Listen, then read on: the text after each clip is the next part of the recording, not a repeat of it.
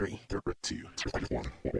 Yo, we got your back when you driving to work or driving home. If you on a plane or you at the gym or you home alone, all you gotta do to listen to the shows, turn on your phone. Two Ugly Nerds podcast, tell you what's going on. This is the podcast. Eric is ugly and would not judge anybody else. Welcome to the podcast. When did you learn that you were ugly? Two Ugly Nerds podcast. Welcome to the podcast. What's going on, guys?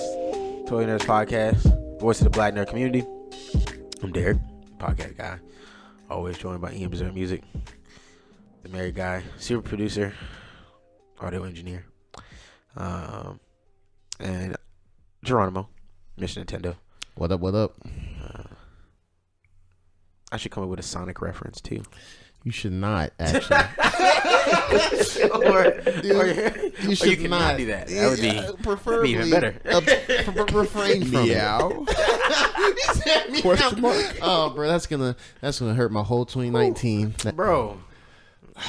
Yeah, Ian's gonna clip that. That's for sure. Gotta play that every time we introduce nigga Jahra, for sure. Oh yeah. Yeah. Oh no! God damn it! Why you give him the power? He was gonna do it anyway. He's gonna figure it out an hour later. Yeah. You know what I'm saying? It's gonna be clipped at some point. So It'll be tight every time that happens.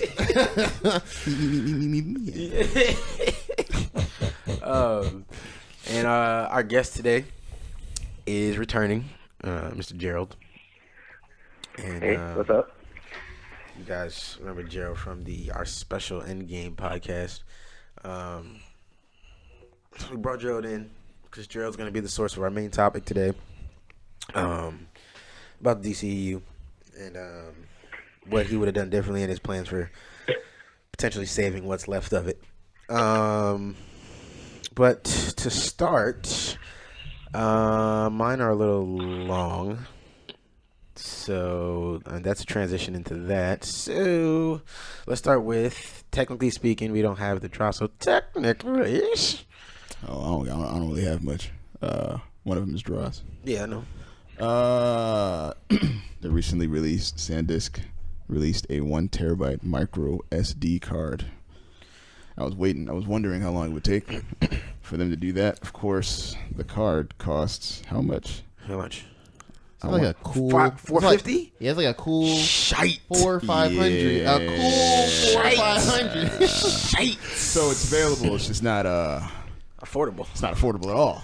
You bond like that. For the regulars. Yeah. I'm sure when Us the 9-to-5ers. Yeah. For the rich, I'm sure. Which is crazy because you can get. Well, I mean, I guess NVMe chips aren't really. I guess it's for like if you take a lot of like 4K videos and stuff like that. Stuff like that. For sure. A lot of This is an phones are investment 4K for available. people like, It really like, is. like Julian, who does like photography and videography and stuff like that. Exactly. If he's doing stuff like that, he wants to record a lot of stuff. Yeah, that's what I assume you invest this in. Like, this isn't list.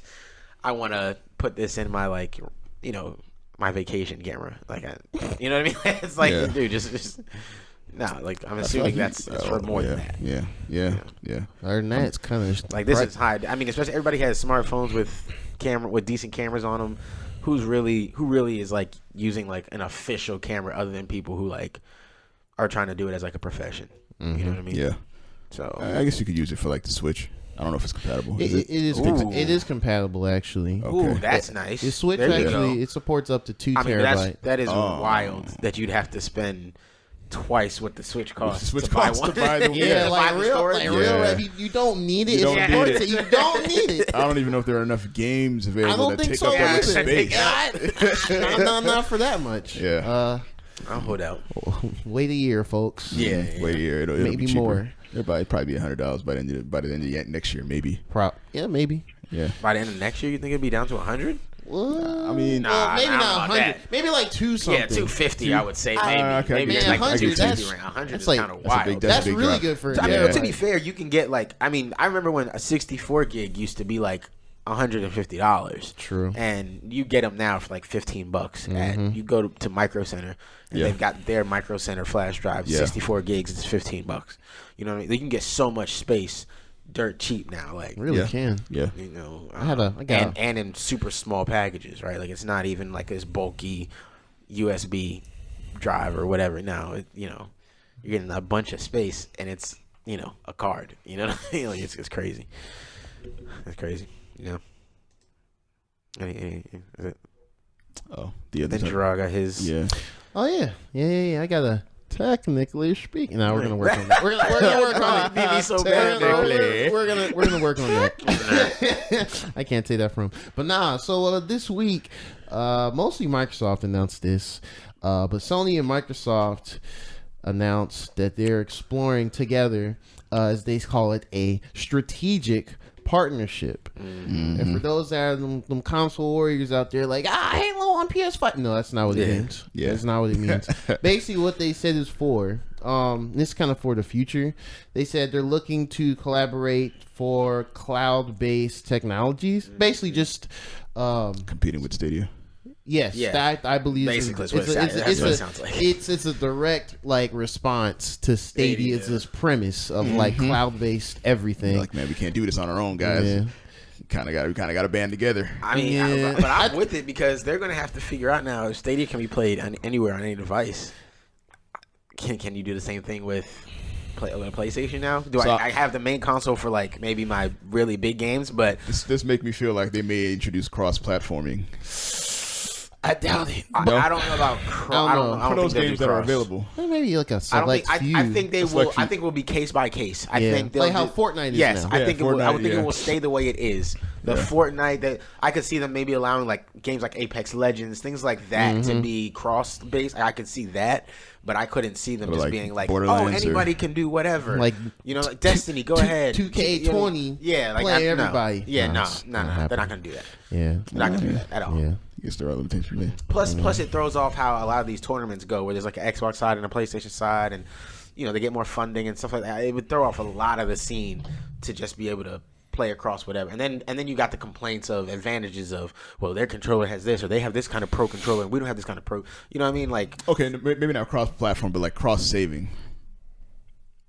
that I can see. that would be Yeah, so nice. like if you, That would be so like nice. Destiny, right? Yeah, So yeah, you have Destiny yeah, on that's right, PS4, but now you get Xbox, and you can pull up your same character, right? Yeah, I agree. Maybe I could do something like that. I can see that. Play of different folks, Xbox folks, PlayStation folks.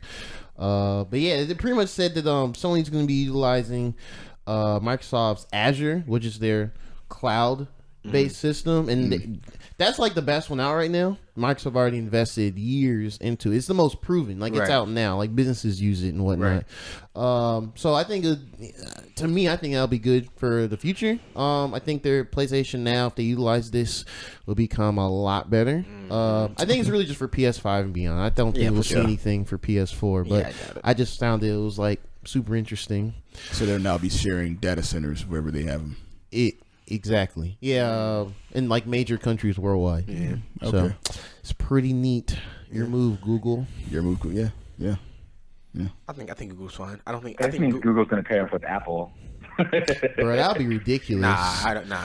That'd be crazy. They're like, oh, Sony and Microsoft? All right, Apple, let's do this. What's up? What's up? I'm like, what's good? They're like, hey, big head. Oh my god. That would be That'd insane. be funny. that needs to not happen. Yeah, like, I don't want to see that. Yeah, I don't want to see That I know that. it's not crazy. happening, but It's not They're gonna already happen. they're already tripping off Facebook, trying to break them up. I don't see how they would even allow that monopoly to happen. Well, Disney apparently doesn't get stopped. So I didn't That's put true. it in here, but I didn't know. Well, okay, we're all technically speaking, I guess. It's on quick facts. Quick facts. Hey. That wasn't good, but it's fine. Work in progress. Hey, we're just trying things every episode. Don't worry about it. Listen, nobody judge me. Anyways, that was Oh, you terrible. sound like Mickey every time you do a damn. Hey man, just edit and post. That was so bad. No, leave it all in. I want the people to know how bad that was.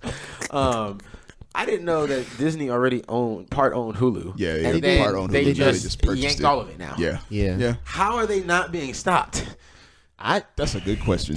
But to you, I mean, you heard. technically there's other streaming services. Technically, you got Netflix, so it's like, Nah, bro. This is they're scooping. They're creating a monopoly Yeah, they are. that nobody's going to be able to compete with. Yep. Literally, no one will be able to fight. Like Netflix is going to have to slap with all of its original content, and they don't have good proof right now. Netflix, They don't have a good track record of keeping shows. No, I'm saying either, like so. the Apple as well. They're doing their thing too. I can maybe I doubt it. Apple and Netflix combined. I would say no. That's not happening either. No, I can see them doing that. You I can see Apple- them doing some sort of collab. You've got to figure out how to get all these other third-party ones. How do you get who ropes in the HBOs? Who ropes in the Fox Sports networks and who all these channels that have their own streaming sites? Who Bruh, ropes those in? If Disney takes HBO, Oh, that's game time. that's Wait, game time. That's man, it. don't That even, would be allowed. don't even That's play. it. Don't That's put that it. out. Don't put that out in Don't the even put that universe, either. bro. Don't even put that out either, bro. God This would be damn. like bet. Hey man, That'll be. I'm stuck. Yeah. What does that mean for HBO Disney though purchasing Hulu? Now they have a live TV service they can use. Hulu's been out for a while. Hulu has like More established product. They have like, And they already- yeah, NBC exactly. shows, ABC stuff, some Fox Established. stuff. I mean, they already own most of That was Fox. Is it franchise, kinda like, which Netflix doesn't have. I think it's just I more think money. It's kind of like how artists like they would put a song that's already platinum on the album to make the Yes. album platinum. Ian wanted to say that so bad on this episode. Ian wanted to say this shit so bad. I'm proud of you. Ian been That's fighting to put this in, bro. Like DJ Khaled. Anyway, Ian been fighting to bring this up, bro. I'm proud of you, bro. it's cool though. It's Yeah, cool. It's glad cool. you worked that in, It's bro. cool. It's So I think the move for Disney getting Hulu is Disney Plus is going to be their family-friendly fare. It's going to be the Marvel, the Disney princesses, whatever. I think the Hulu move is for their adult stuff. So if they want to do something like the Netflix Marvel shows, they would put that on Hulu. If they want to do like, Ghost Rider or Okay. Moon Knight. That's a stuff good like that. idea. Like, Oh man, Are there still going to be separate entities, or there's going to be? They'll probably you gotta be absorb something. it. They'll have different plans. Here you can combine these two. You can just have this one. You can have this one. They'll do it. They'll put it together. And, I mean, but it probably work out where you look at it and go, I can pay $50 a month and have all of this over here. And I'm sure Hulu's gonna keep its deals with whatever stations it has. So even the live shows they're getting, either the same day or the next day, things like that. I mean, that's a big. I don't see how it was allowed. I don't. Yeah. I don't get how it was allowed. And so the next move is all these independent streaming services. What do they do? Because Warner Brothers is trying to pony up as well. I didn't save the I think article that's for just it. what it is. It's like they'll start taking their shows from Hulu, and then like NBC's going to have all their Law and Order. CBS is going to have all their CSIs. Like they're just going to break it down. It'll be like cable all over again. I don't think they'll do it. I think the channels, the individual stations, networks, whatever you want to call them, I think they're going to have to look at themselves and realize they don't stand strong enough on their own. None of them do. Like okay. ABC doesn't stand strong enough on its own. It doesn't. Each of those channels has one or two shows you might want to watch, right? You don't stand strong enough on your own when I can pay a little bit more money, but I'm gonna get all the Marvel movies and all this Marvel content that's super hot right now that everybody loves. I'm gonna get all these shows already coming to the stations rely more on being able to feed something like Netflix. Hey, please run our show, or Hulu. Hey, please, people don't want to have traditional cable anymore, so we still need a place where people are watching our content, so we can prove to advertisers that our shows are still popular. So like that's like the networks don't stand on their own. None of them do. You know what I mean? That would be interesting to see how that gets divvied up. Aren't they still owned by? But the problem with streaming though is like you can't track. Like you can track that someone started your show, but you can't track like how long they watched it. True. That's one of the problems that advertisers are having trying to monetize streaming shows. Yeah, sounds So- like their problem, not mine. Facts. Who cares? No, I'm not saying it from the customer point of view. I'm talking about from the broadcasting point of view. Like, Well, and that's what sure, I'm they saying. want to put their shows on streaming, but like, Well, that's what I'm saying. So even us, like as a podcaster, I don't care if you finish the episode. I don't care at all. All I care is that you played it, right? If you play this episode at all, if I'm going to an advertiser to leverage viewers, I don't care if you listen to the whole show. The advertiser doesn't know if you're listening to the whole show. They're never going to, right? But they do know there's potential for if 1,000 people click play on a show we post, then that advertiser knows there's potential for 1,000 people to hear about their product, and that's what they're pitching on potential.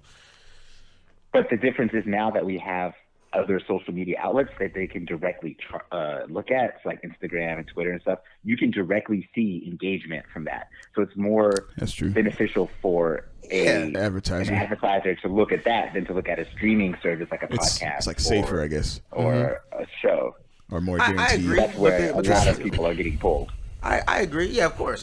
You got when you got the social media like that, especially Instagram being the main one right now. It's easy to direct the ads, but you still gotta have them in on these shows. You still gotta have them on these other platforms to reach people that.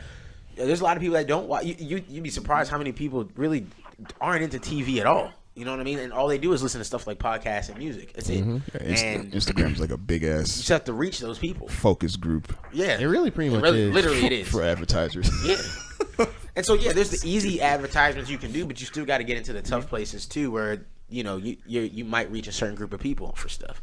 Yeah. And so like. You're as an advertiser, as an advertising company, or somebody looking to advertise on my platform. I don't care if you're worried about who's actually listening to the episode. You know what I mean? I'm gonna pay because you know how it goes, right? You pay early, you pay more money for the pre-roll.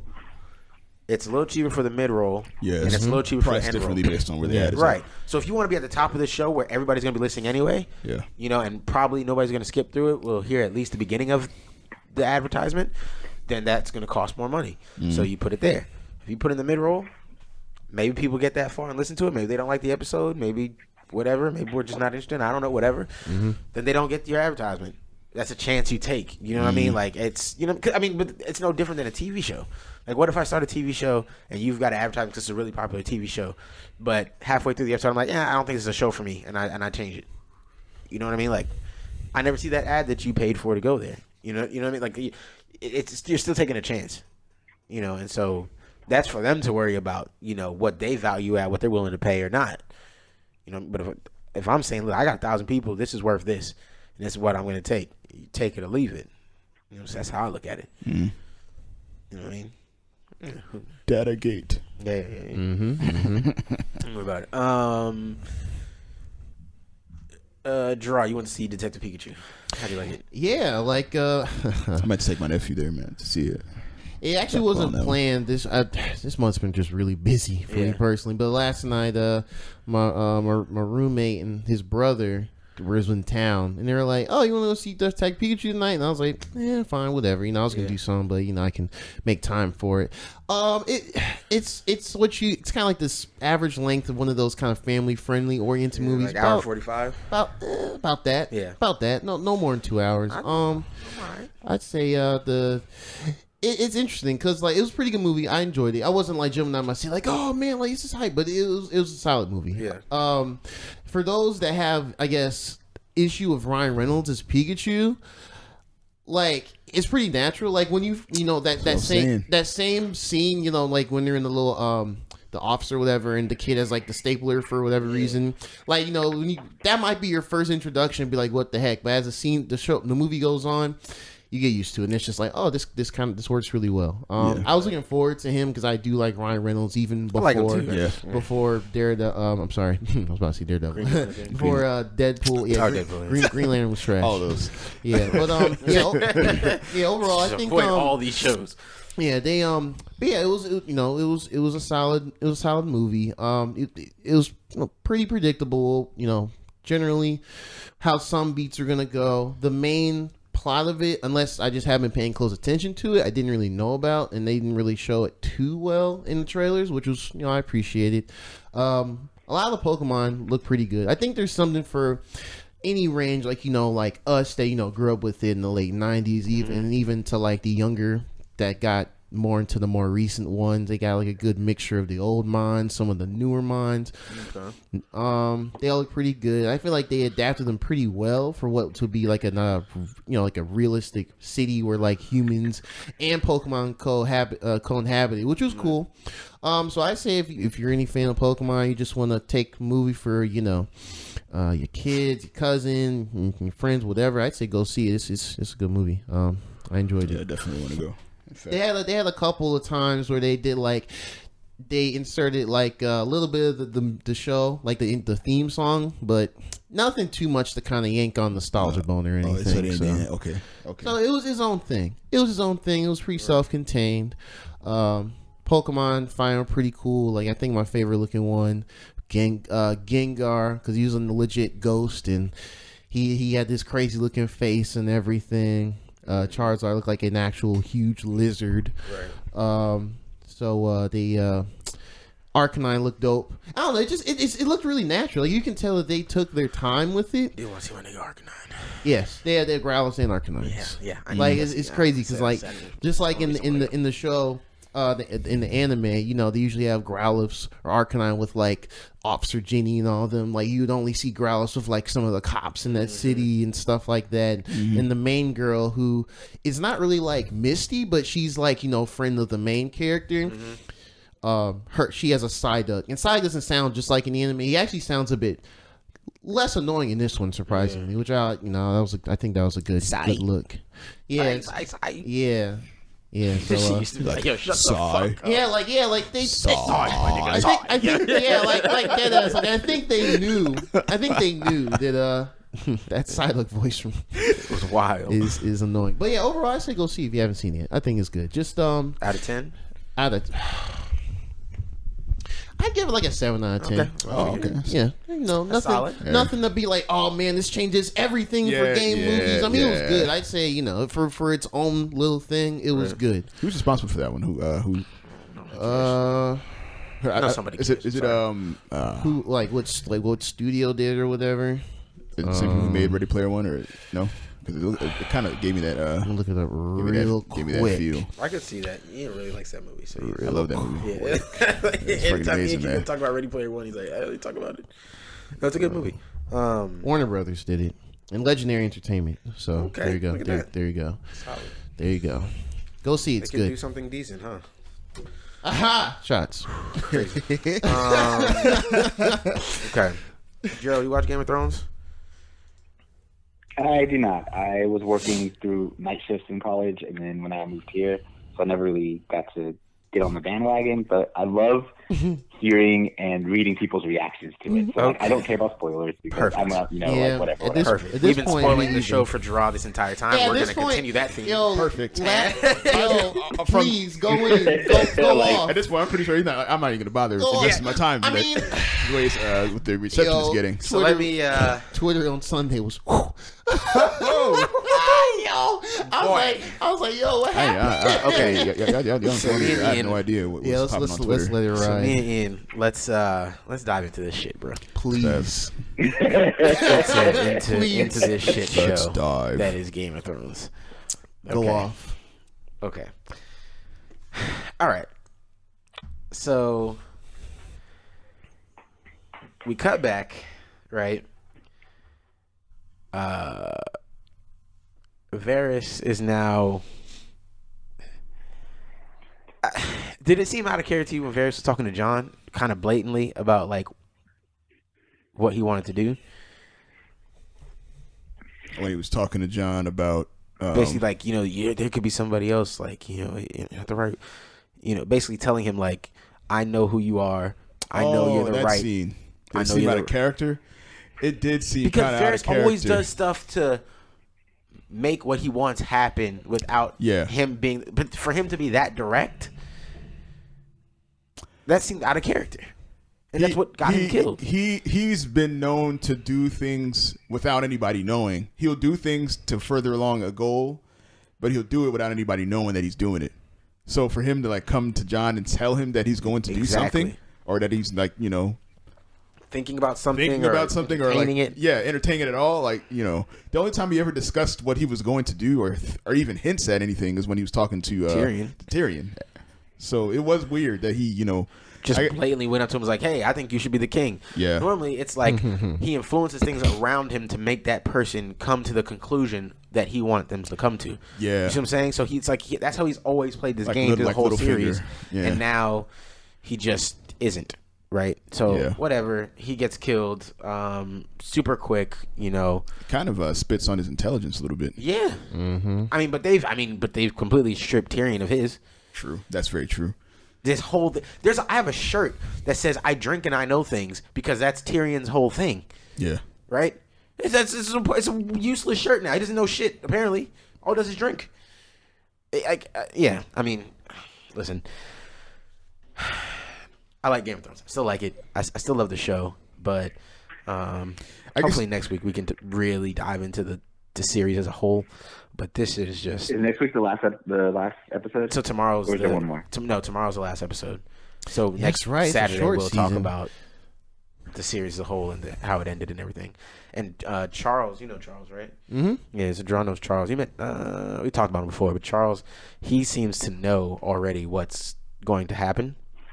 And he's like, every time somebody says something... Well, has he read the books or he knows somebody? I don't know. I don't know if he watched like spoilers, probably read it or something like that. But okay. he knows Got you.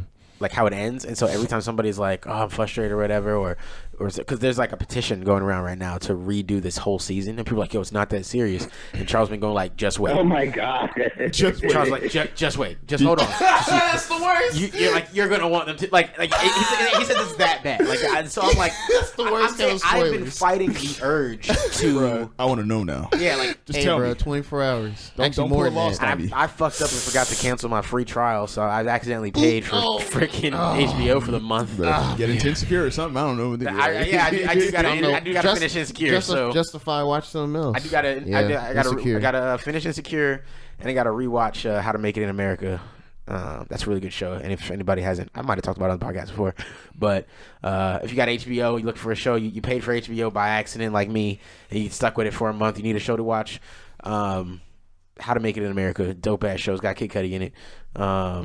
Really dope show. How to Make It in America. It's on HBO. Anyways, all right, back to Game of Thrones.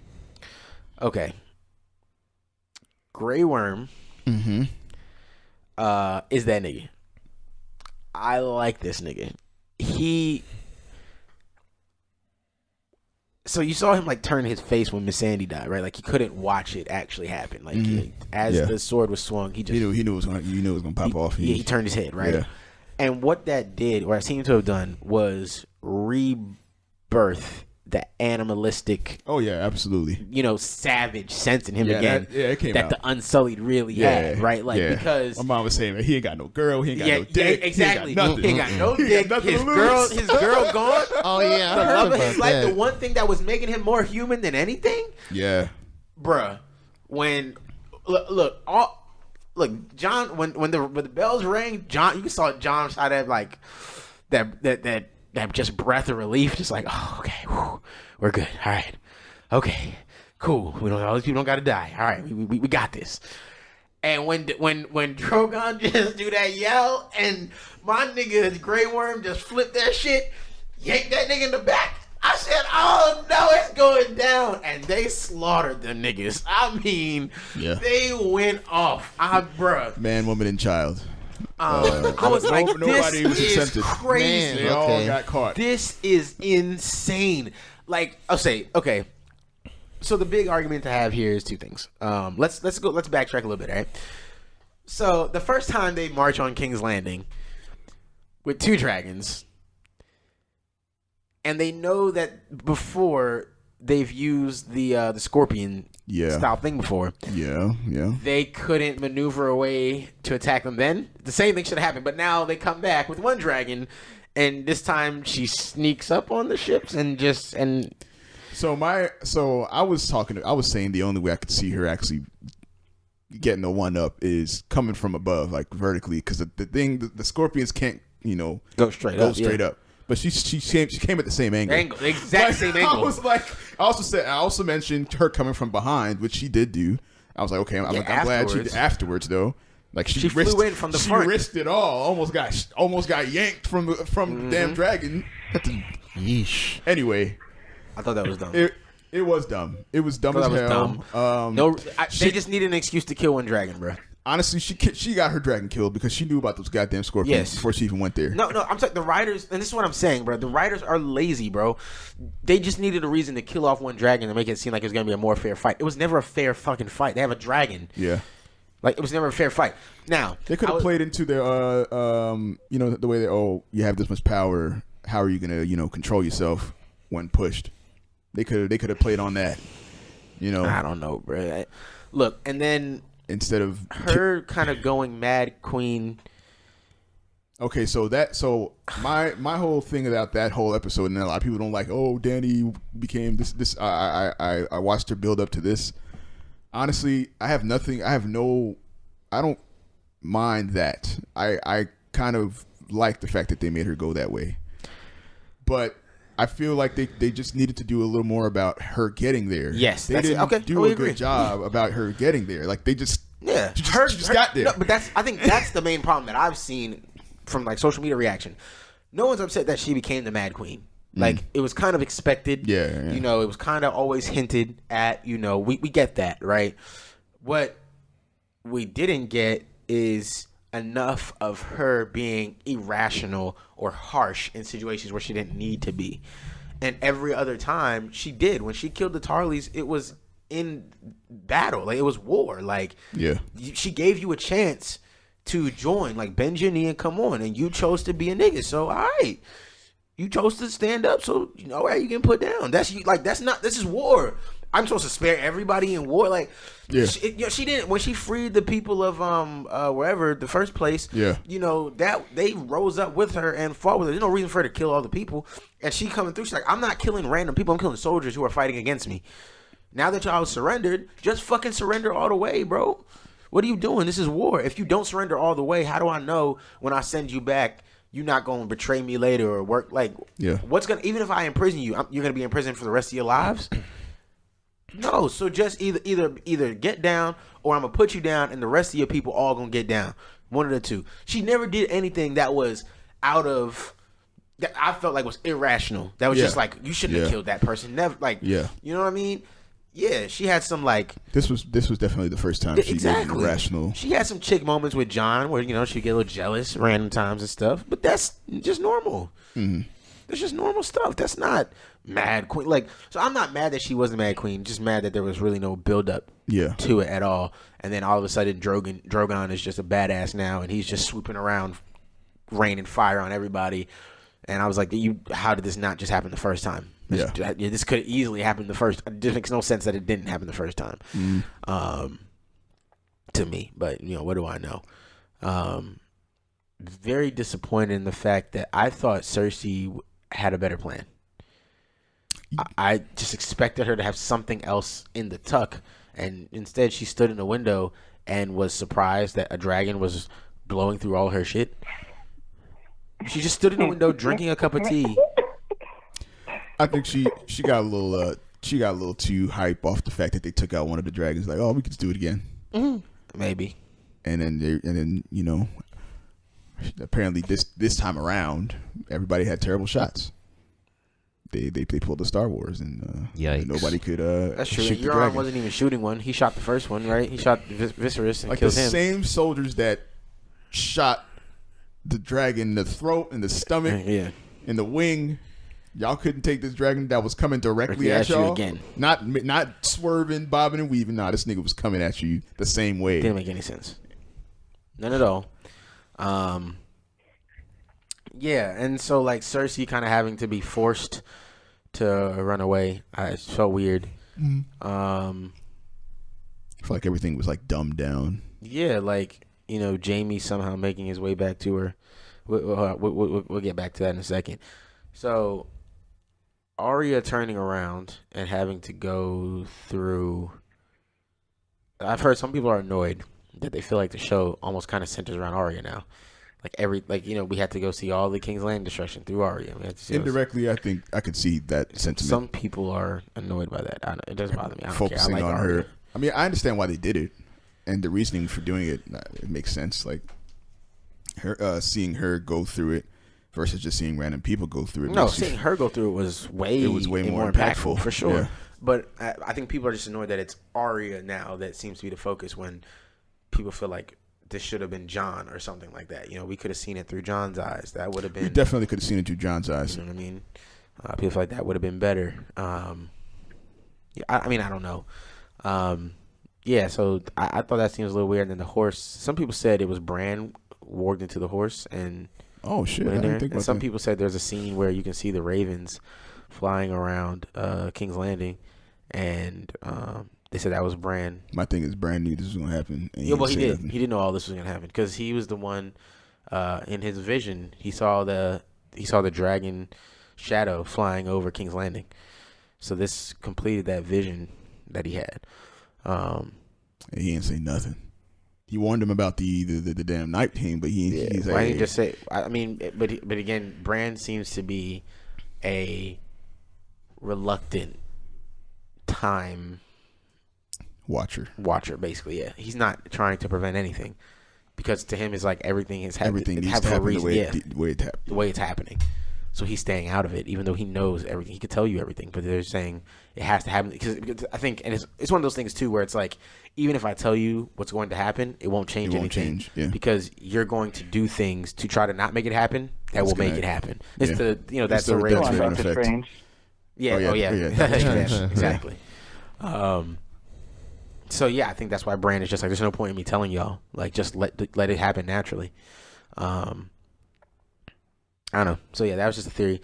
But then back to Jaime and Cersei. They get to meet up together, and Cersei, this not all powerful, but she's just been this sort of what's the word? Heavily protected. Yes, she's just been on this pedestal for so long. Like, she's been playing the game so well. She's kept her power and through force and through smarts, and she's just been built up as this character. Well, she didn't really keep her power. I mean, she lost it for a period of time. Well, no, I mean, she lost it for a little bit. Yeah, but even then, again, being able to get it back, and have the people have no choice but to listen to her. Even though it's out of fear, like, she's a powerful character in everything that she's done, and for her to just kind of be scared and running away alone, Jaime to randomly find her, and then for them to just die getting hit by some rocks. I mean, the rocks part, I understand that. That's just. I mean, I think it was two characters. It took everybody by surprise. Like, everybody, even Cersei, like, because Cersei understands Dany maybe to be this person that doesn't do irrational things, and for her to do this, she maybe thought, there might be even if she does take the kingdom, there might be a chance that she'll keep me alive, and then I'll just take it back like I did the last time. But this time, she did something irrational that nobody expected, and nobody but fucking Grey Worm. Yeah, and it was waiting. That nigga knew. But it's. My thing is, only thing I will say is, why would people be too surprised? Because Sandy did tell her. She did say that the last thing she said was your cars. Burn the shit down, bro. That's true. Burn all this shit up. Fuck it all up. Yeah. And that's exactly what she did. She rode for her friend. We ask for white allies all the time, and we get one, and everybody's complaining. I'm not complaining. Black girl told her, burn this shit down, and she burned it down for a black queen, bro. Fuck King's Landing anyway, bro. The north is where it's at. North side. It's just bitter cold that way. in the north. I'm just saying, bro. It's always north side. Hey. I'm just saying, bro. I'm just saying. I don't know. I wasn't happy with the. I really wasn't happy with the death. The death of Cersei and Jaime. Well, we don't know if they died. Maybe Jaime protected her and put his body over her. They didn't. She pushes herself out of the rubble somehow. I don't know. I'd be very curious if they make them still alive after that. I would be pissed. Yeah, that'd just be a waste of time. I'll be pissed too. What will there be to gain to have those two characters still alive? Listen, the series no is ending Cersei's tomorrow. hard to kill, bro. The series ends tomorrow. We have from what we know, right? Yeah, we have no idea what they're doing. They don't seem to have any idea what they're doing. Is tomorrow going to be and like Charles is so certain that this ending is horrendous and we're all going to hate it, bruh, then social media is going to be on fire like King's Landing. And did you see the interview that Peter Dinklage did? And they were asking like, "Oh, you've been doing Game of Thrones so long, you're gonna miss it." And he was just like, "No." And he was like, "No, you just got to move on. You just got to move on, whatever." And to me, that made me feel like he wasn't happy. There was a video. I put it on the group chat of like a stream of a bunch of them getting interviewed for the last season, and a lot of them be like, "Bruh, this shit's not it. It's not it. A whole year wait, bad, bro. A whole year hiatus for this. Showed up for my check, but yeah, man. Reluctantly, these characters. Oh man." Yeah, bro. It is, bro. That's weird. Yeah. So It's hard to close, like Charlamagne said. it is hard to close, bro. Only person to ever do it successfully is I don't know. Endgame. Yeah. It's hard to. I mean, even Dark Knight trilogy. Yeah. Not a bad close, not an amazing one. Wasn't super satisfying. Mm-hmm. It was Yeah, exactly. That's what I mean. Like, you just look at these movies. It's like it's hard to. Honestly, that trifecta. Star Wars has disappointed every time so far. I was gonna say Toy Story was if Toy Story 3 was the last movie, that would have been a good trilogy. Yeah, but they don't know when to stop. So yeah, it really should have been. that was really. I they don't need to know. let I don't this know shit what the go. fuck I they were don't doing. want to see Toy Story 4. There's actually Yeah. something that leaked for Toy Story 4. I forgot to put Bro, in tell the them chat. to stop. Like, Bro, don't make this. Like, you know how they do those little children books that Yeah. pretty much do the story? That leaked online. And I skimmed it. No string tugs in this one. None. I mean, there might be one or two, but I feel like the way they did it, I'm not really gonna go into it. But long story short, from what I saw, they could do more movies if they want to and have a different focus and make it fresh. But I feel like they kind of chose to do this because money, but they didn't have to. That's all I was saying. Don't do this, man. Like, sometimes you overdo it. Bo Peep is interesting, I think. Yeah, I saw that. I was like, Her she motive a writer is- now. Yeah, she is a writer now for a reason.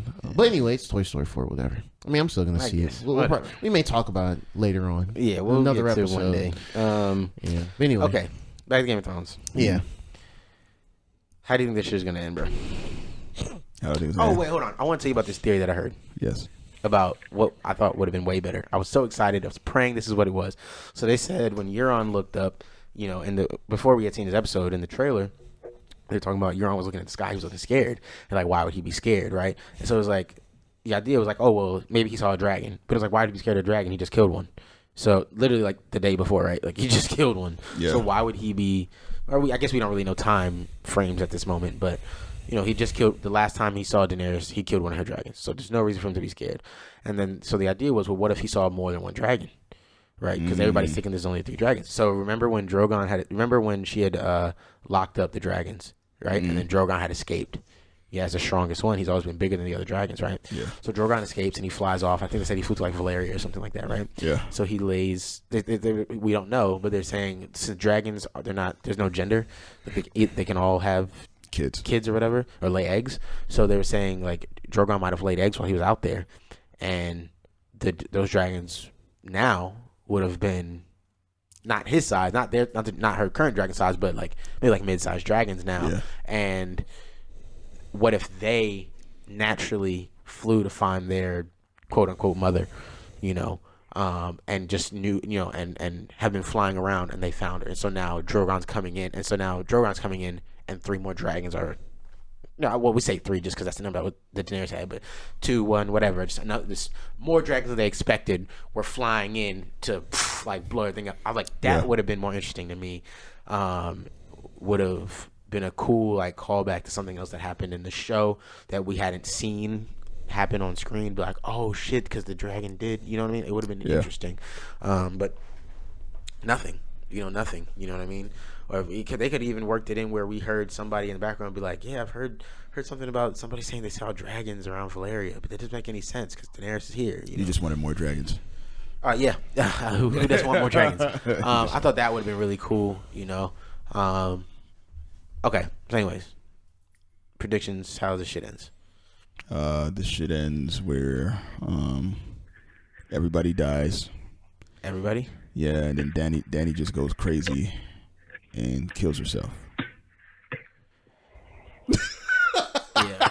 Yeah, I'd probably sue HBO for my. You want social media to just be? You just want social media to like. If it's gonna be die. bad, everybody. I want to. Ian wants to I would watch- sue HBO for my $14.99 back. Bro. Ian just wants to I watch mean, the I think car it's gonna accident be. in slow I motion. think it's gonna be a typical ending. Like I think they're gonna, storm the castle, take out Dany, and then it's gonna be Jon and his sisters on top. I think maybe one of the sisters is gonna take an L. Like I think Arya. I'm pretty sure Arya is gonna die. I got a feeling There's just no way she doesn't live. I mean, she lives. I got a feeling she's gonna die. I can't. If she doesn't die, I'm gonna be upset. Yeah. She's been. I think everyone's gonna be upset tomorrow, no know? matter what happens. So here's my thing. I've got this scary suspicion that Arya is going to kill Daenerys and not Jon. And I think so too. And to me, that is the laziest thing ever. But Jon's going to kill the dragon. No. I think Jon's going to kill the dragon. Nope. It was that little scene where he's about to face the second dragon, the dragon that died. I think that's like a foreshadow for him having to kill the dragon. You know, the king off to kill the dragon. You know? I don't think so, bro. I think he's going to kill the dragon. Mm-mm. I think he's going to rule with that's fire and ice. I think he's going to rule with the dragon, but but that dragon's loyal to Daddy. No. He's loyal to the Targaryens, and he knows that Jon is a Targaryen. Does he know? Of course. I mean, he probably smells blood. He can smell it. That's why he looked at him weird when he was kissing. That's why he looked at him like that. Yeah. I think he's going to keep the dragon. I don't know. Or maybe the dragon's gonna slowly see Dany going mad, and dragon's be like, "Hey, bro, chill out." And then No. The dragon gonna do whatever Dany want to do, for sure. But if Dany's gone, and the dragon doesn't know what happened to her, there's no reason for the dragon to want to harm Jon. And then Jon goes, "Hey, you're just gonna have to stay with me, buddy." You know, now he's got a dragon. I mean, and he's a king. I think he's gonna kill the dragon. I don't know. I want Jon to have to kill Daenerys. That's what I want. I want that too. I want Jon to have to kill her. And honestly, because I can't see. He does love her. He loves her. Even though he knows it's too weird for him to be in the relationship. But he is still in love with her. And I want him to have to kill her. Or I think Dany will kill Jon. And then Arya would have to kill Dany. Ooh. That'd be interesting. Dany goes crazy because she knows that he betrayed her. Yeah, she did say Jon betrayed me. Mm-hmm. So they arrest Jon. I think Jon. I saw a theory, and I agree. I think Jon and Grey Worm are gonna have to fight. I think that scene when he walked in and Grey Worm and Daenerys were talking. I think that that moment they kind of looked at each other, like they kind of sized each other up, and I think that was a foreshadow that Daenerys is gonna tell Grey Worm to arrest him or whatever, and he's gonna fight. They're gonna fight each other, and one of them is gonna die there. Oh yeah, and for sure. So either it's going to be Grey Worm kills Jon. No, I don't think Grey Worm's gonna kill Jon. I think Grey Worm's gonna die there. So we're gonna see him take that L. That's gonna be the L he takes. He gets up to Dany. No. Watch. It'll be something like this, right? Grey Worm. So Jon is going to kill. I'm doing air quotes. He's going to kill Grey Worm. We're gonna see Grey Worm fall. Yeah. As Jon moves on Daenerys, because now he's going, "You're crazy. I have to kill you. Like, I can't let you stay. This is too much." As he's moving, he's injured, obviously, already, so he's moving slow. As he moves to kill Daenerys to end it, Grey Worm, with his last bit of life, stabs him in the back or something like that. And Jon's trying to get to Daenerys right before he dies. He misses it. Daenerys now is literally at, we thought she's at her lowest point already, but as much as she's been annoyed with Jon, she didn't really want to kill him, right? Like, she doesn't really want to do that. So now seeing Jon dead in front of her, but also Grey Worm dead, and there's no Miss Sandy. Like, she has no friends now. No one's. Jorah's dead. Like, she has no friends. She had to kill Varys. She cracks. I think she literally cracks, goes full crazy, and just wiles out. And then, like you said, kills herself. Or Arya kills her somehow. Or Arya may come in. That makes it a little better. Arya comes in, sees everything. I don't want Arya to kill. I mean, Arya already killed the Night King, man. You gonna come on, man. Arya She's a savior, my nigga. Like, it's an Arya show. Yeah. We thought the show was centered around Jon. Nah, bro. It was Arya's journey, bro. From the she's the one who saw her dad die, and that is true. She went on to watch her dad get beheaded. Yeah. So Oof. That'd be the ultimate. Well, Sansa did too, right? Sansa was there too. Sansa saw Ned get her head cut off too, and she did. And Joffrey made her look at the head on the little spike too. Yeah. Pretty fucked up. Wild. Wild. When the show had character. Yeah, that was back when the show had some integrity. Yeah, man. Game of Thrones. Yes. Anyway, if it's gonna end poorly, because the way we're talking about it, this is where we would like it to end. Yeah. If it's gonna end terribly, she kills the entire Stark family, and well, I'm be keeping out for her. It ends with her doing the Joker laugh, and then I feel like we should be. I feel like we should be. I feel like we should be excited for this episode, but I feel more like anxious. Like I'm just like it's like a chore I have to do. Like fuck. I'm more excited to see how it's reacted to. I don't really care how it's going to end. Honestly, yeah. At this point, I don't care. that's How it's gonna me. end. I'm I pretty think sure it's going to and I gotta watch it It's not late. going to end the way I want it to end. Oh no! I don't, yeah, Or it's not going to end a better way. Nah, yeah. So I'm just here for Well, a I ride thought now. they were going to go with the typical heroes ending where John doesn't tell anybody, and he goes to and then him and Daenerys end up getting married. He's able to deal with it, get over the fact that that's his auntie, and they get married, and he rules with her together, and they're just and I thought they were going to go with like the typical heroes ending type thing. So her going Mad Queen is. All he had to do was give her the dick, man. Bruh, did you see the meme where John is like, it's like he's sitting, I think it was one of them scenes where he was like sitting in his like little office as like the night commander. Yeah. And he's rubbing his head. And it was like, let me call this girl, man. Call this girl, babe. Yo. Before shit pop off, man. Let me She just. wilding, bro. She burned down the city. Oh, man. Let me call this girl, dog. That's just my responsibility. Like, fuck, I guess I gotta do it. Damn. That's that shit funny. had me dying. I thought that shit was hilarious. Well, I like the perspective of the last episode, though, especially John's perspective. That was my favorite thing about the episode. Yeah, he's Him seeing it all happening, going, Him seeing oh, this is crazy. The consequences for him not taking the throne. Yeah. It's like, okay, this is the alternative. This is true. This is the reality of the situation. I need to be the king. Mm-hmm. It's no longer I don't I want to. don't even want to. It's bigger than me. Yeah. I literally have to be the king. I can't let her be on the throne. So that was, I mean, Yeah, I do agree with that. That was nice. I enjoyed that part for sure. Okay. All right, we're done with Game of Thrones. Let's talk about the thing that ruined my day. that really pissed us off. Yeah, you thought Game of Thrones pissed us off. Oh, no, this pissed me off. You know what grinds my gears? And it's going to lead us into our main topic. Matt Reeves, Batman. Oh. Okay. For those of you who don't know who Matt Reeves is, It doesn't matter. Fuck Matt Reeves. Okay. It doesn't fucking matter who Matt Reeves is. Okay. They gave him license to make new Batman. Okay. The only saving grace to this bullshit is that it's supposedly not connected to the DCEU. Okay. So this is not a direct replacement for like Affleck in the DCEU. Okay. That being said, he had choices of all these actors, and he picked Robert Pattinson. who's he? Who chose? Who? Who chose? Robert Pattinson? Yeah. Matt Reeves.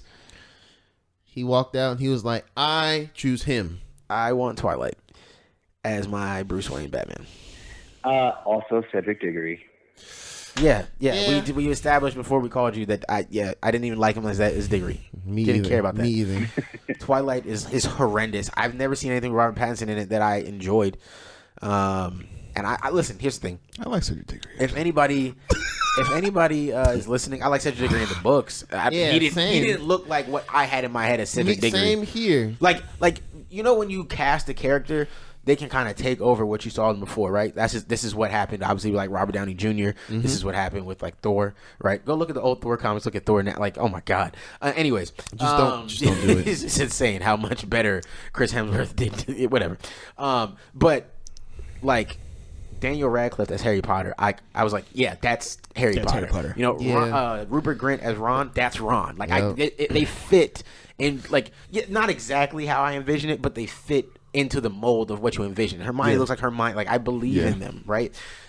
I didn't really believe in him as I thought Cedric was supposed to be like a more. Cedric's supposed to be like a Zac Efron. Like, you know what I mean? Like, yeah. Okay. he was That's supposed to be like the. I'm trying to think of like the kinda- typical heartbrob white dude. Yeah, I thought that's he was right supposed up to be Gerald's like alley. pretty boy that was stupid popular for no reason. That was a dig at Gerald. That's a dig at Gerald. I was like, That's Gerald So, for no what reason. we're That's not going to rude. do. That was a That's- dig at Gerald that's rude. for no reason. That's rude as fuck. No reason. When you're accidentally a savage. Yo, oh my god. Oops. Yo, that was 100% natural. I didn't even mean to do it. I just said it. I'm sorry. Mm-hmm. Anyways, The point is, yeah, he didn't sell me on it. Twilight's bad. If somebody has a Robert Pattinson movie, they're like, yo, he did really great in this, please tell me. And I'll give it a chance. I'll watch it and I'll see. I'm looking at his filmography right now. It's not good. Actually, anything. It's trash. It is garbage. Yeah, I know. I tried. I didn't do it. I looked too. I was like, maybe there's something I missed. It gotta be a movie I missed. Well, he must did a Mission Impossible or something that I just like. Come on, bro. What are these movies? Exactly. Exactly. What are bro. these? Did these even come to the theaters? Is he doing direct to Blu-ray movies? Come on, bro. Bro. Like, I'm confused. This shit looks stupid. What is Water for Elephants? bro. bro. This nigga's filmography is trash. Bro. Oh, okay. You know, the only other movie on here that I recognize is Remember Me from 2010. I've never seen it. I just remembered. I remember the title and that's it. But I've never seen it. Isn't that just like the I think it's some romance thing or whatever. Which, you know, after you do all the Twilights, you know, you low-key kind of not low-key. You pretty much typecast yourself into something like that. None of these movies are good, bro. None of these movies are good. The Lost City of Show Z. me- Oh no, How to Be was fire. Stop lying. He's lying his ass off. Look at this. Yeah, for real, please. Oh man. Yo, these movies are bad, bro. These aren't good movies. They're just not Are good. there any more? Oh, there are more. Oh, there was more before Goblet of Fire? That can't be Yes, right. there was. Come on, bro. Oh, yeah, that's right. Technically, Okay, the first so Twilight. that's all I'm saying. That's all I'm saying. Listen, He got a blockbuster on his belt now. Robert That's good. Pattinson might How? be a great guy, and he has his audience and his fans. That's great. I don't want him anywhere near my fucking Batman. Okay. If people want to know why I posted that I am actually a Marvel head, is because of this. All right, this is my last fucking straw with this Oh, bullshit. man, not like this. This is my last straw. So Not like my, this. my only caveat to this is that if you look at the early Marvel movies, it was kind of a similar deal. Robert Downey Jr. It was kind of was, yeah. a choice because he was just coming off of the whole addiction thing. Like everybody was kind of afraid of casting him. Chris Hemsworth was like a nobody at the time. Mm-hmm. Chris right. Evans had just come off of the awful Fantastic Four, and You're right. was Man. like a teen comedy actor. So like, Right. these are this is your trinity for the Marvel movies. This is what you're going Yeah, with. but and then also, look at it now. but people got like listen, we're not talking about this. Oh my god, okay, because y'all know what I'm gonna say, okay. Marvel had no fucking choice. Who could they have afford? They couldn't afford any big name actors at the time. They had to take risks. Everything Marvel has done up to this point was a risk. It was all a risk. But they also had no other choice. Listen, It was I'm not saying that literally ride or Marvel die. wasn't doing well. People were watching their animated stuff. People were reading their comic books. They're doing enough to stay. They're doing enough to have a company still, but they weren't popping. Like popping, you know what I mean? Like just popular amongst everyone. They weren't. There was nothing to lose with putting no-name actors or actors with troubled histories into these roles because nobody cared about these characters. Not on a mainstream level. Like, I get it. Iron Man is great now. Iron Man was a C-list hero. Thor, these are C-list heroes. Yeah, they were nobody in the 90s. Nobody cared about these It characters. was just X-Men, Spider-Man. But Batman That's as a character people care about. Everybody knows this story already. This is Marvel had their characters that were that. They sold them to stay afloat. We know that already. This is common knowledge history. I shouldn't have to be telling people this anymore. So DC, they've never not had Batman. They've never not had Superman. They've never not had Flash or Wonder Woman. These big characters that everybody knows. Marvel, like you can't play with that. Like if they did this with, if Robert Pattinson was playing Nightwing, I'd probably actually be more open to it. Because I feel like nobody really knows. If you're not a fan, nobody really knows who Nightwing is. Nobody really has a vision of the type of man he's supposed to be. Robert Pattinson not gonna convince me that he's that nigga who actually, I gotta find it. Okay, there's a movie right now, and maybe John knows it. It's a Batman movie, where they go through like It's like 6 stories of Batman fighting different things. They all have different animation styles. It's on DC. Oh, is it the one that came out with the Dark Knight? Yeah, what? Yeah, is that what it's called? It's on DC Universe. It's really good. Robert Pattinson looks like one of the Batmans in that, and I can't remember who animated that portion of it. Oh, I don't feel like logging in. I don't even remember what my login is. I think I know which one you're talking about. But, It's the one I'm thinking. Yeah, I can't remember. Is this it? Is this it right here? I think this is it. What's it called? Batman Gotham Knight. Was this? Yeah, that's the. Yes. Yeah, Yes. that came out. That came out when the first Dark Knight movies were coming out. Yes. 'Cause they did the same thing with Green Lantern. Mm-hmm. It was. Yeah. So this is from 2008. Yeah. I'd never seen that before, but I was really happy to see it when I did. I think I've heard of this.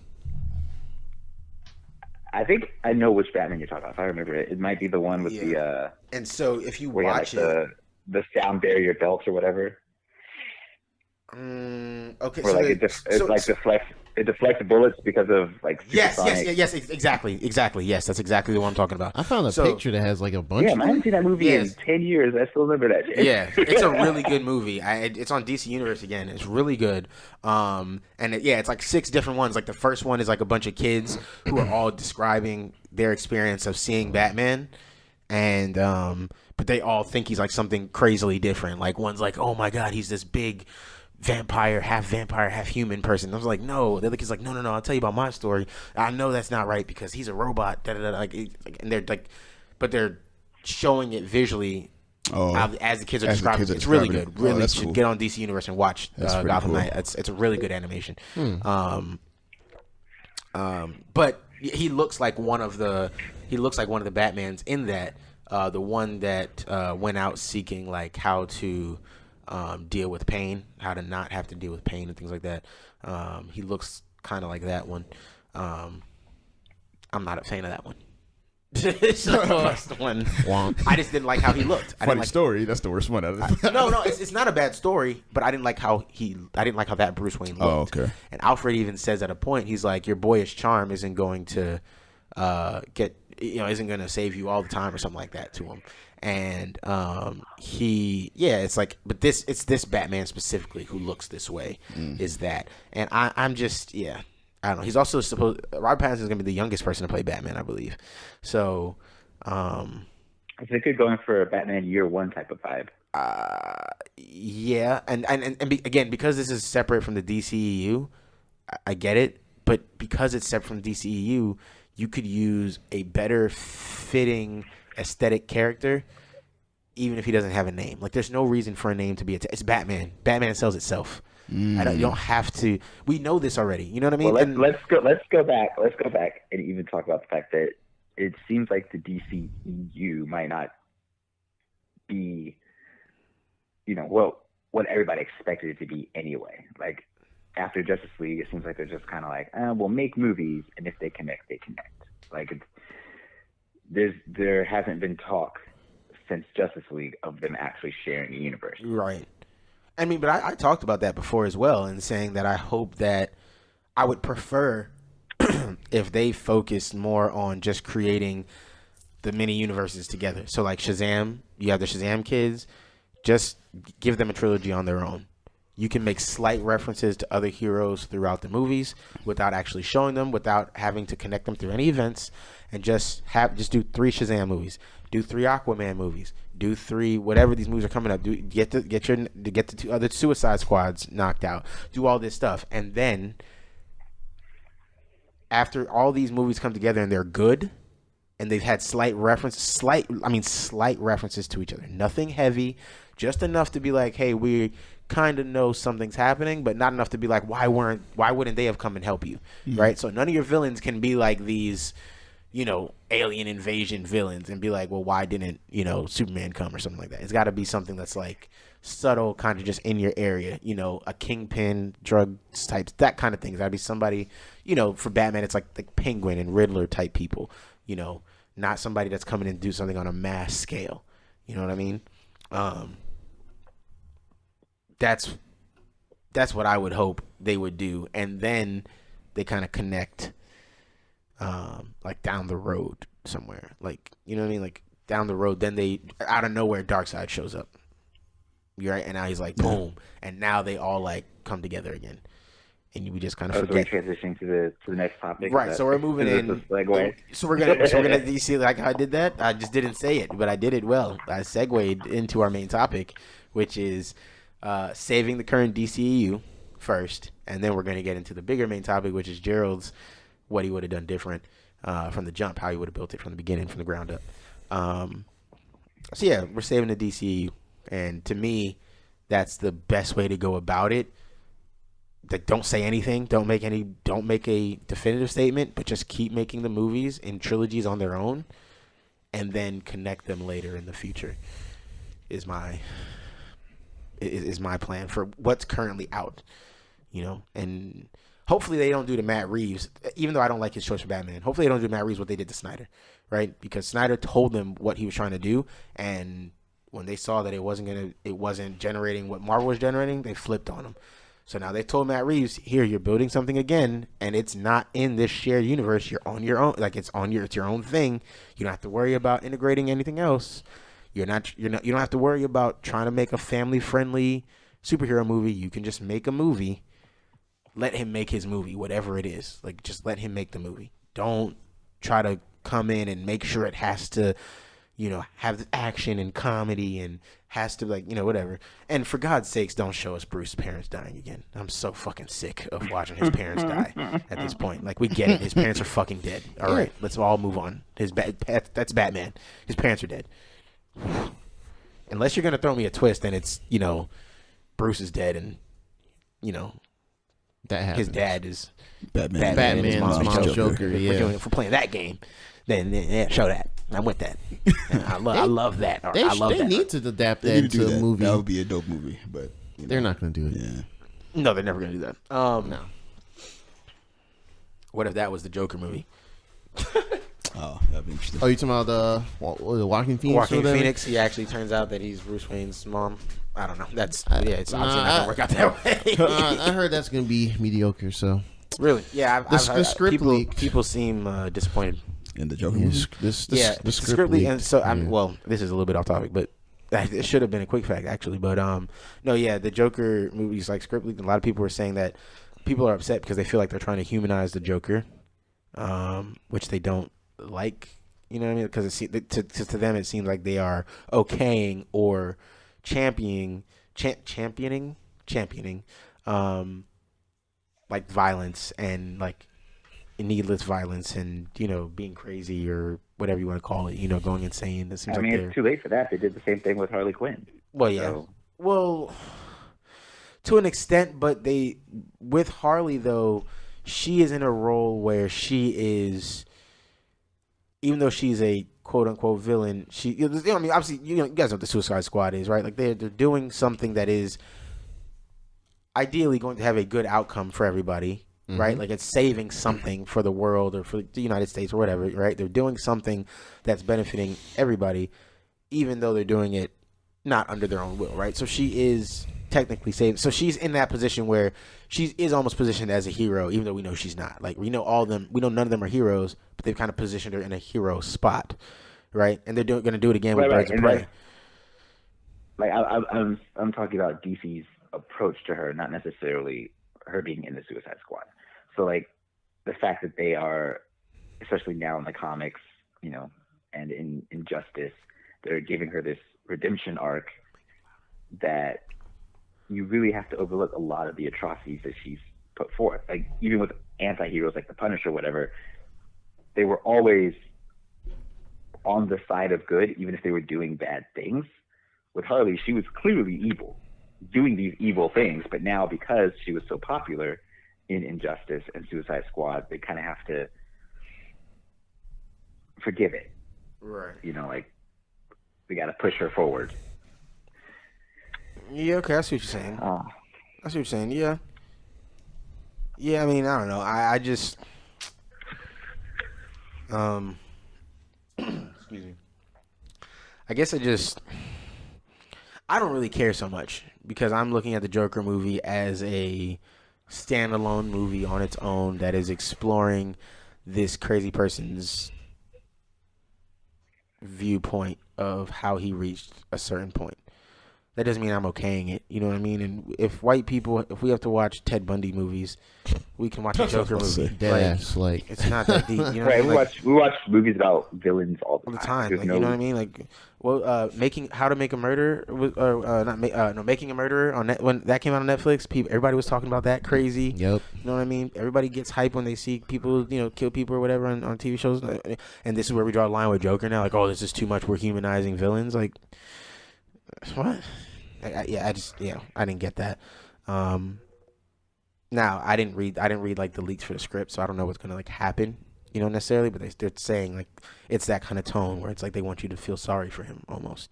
So then now whenever you see Joker again, you're almost like, yeah, but But I think did I say on here what I thought would be the best ending for that movie? Forget whatever happens, but like it would be like him.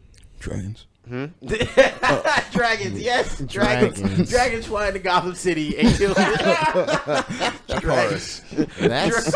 That's something. Yo, first of all, I died laughing in the theater.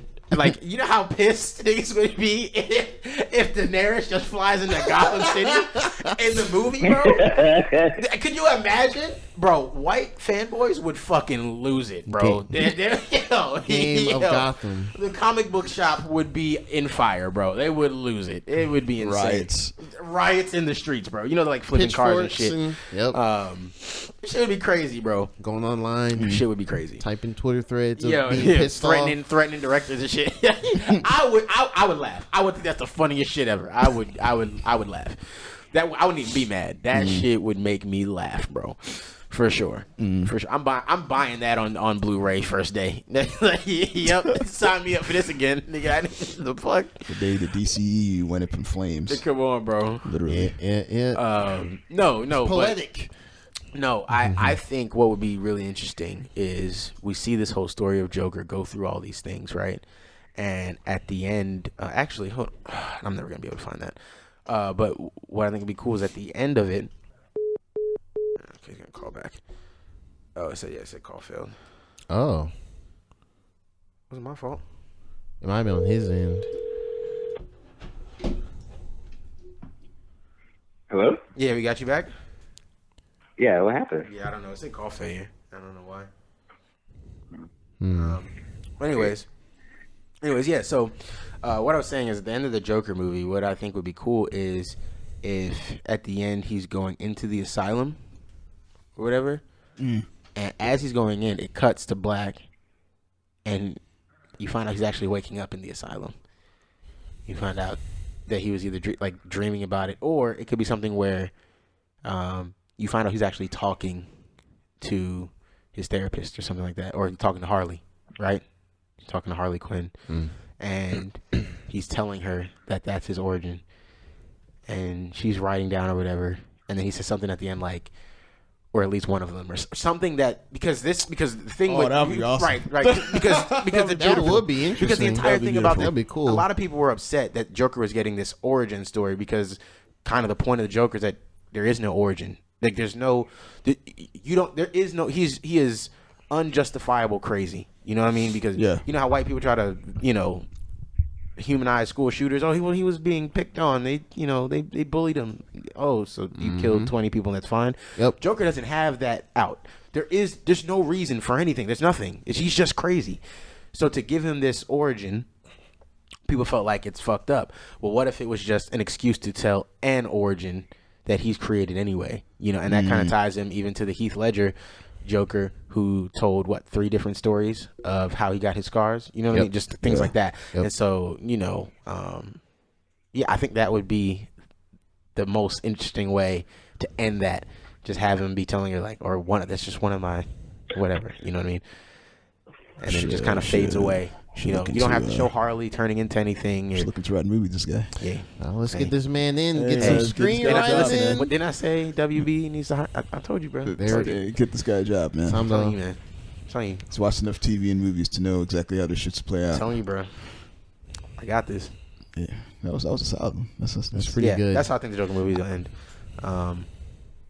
That's my hope for how it ends. Dang, man, that sounds better than what's probably gonna be. That sounds way better when than I whatever see we're this, getting. when I see someone thinking this, I'll be like, damn, They should have did what he said. damn it. They're not listening to the podcast on the weekly. Like, what's up? Like, hey, man, there's this one podcast. They said this. Link it. Boom. There you go. This is what you should have done. This is what you should have. Yeah. Yeah, I think that would be an interesting way to just preserve Joker as not having a real origin story that people can lash themselves to. Especially because this is being put out, in theaters where everybody's going to kind of see it, right? Yep. So this is what people who don't read comic books or watch, the animated shows, things like that. This is what they're going to latch themselves to and say, oh, this is how Joker became Joker. And it's like, yeah, that's not what that is. And so, yeah, I don't want anybody to make that argument. That's why. So I really like where you went with that, but I think you can make it a little more subtle.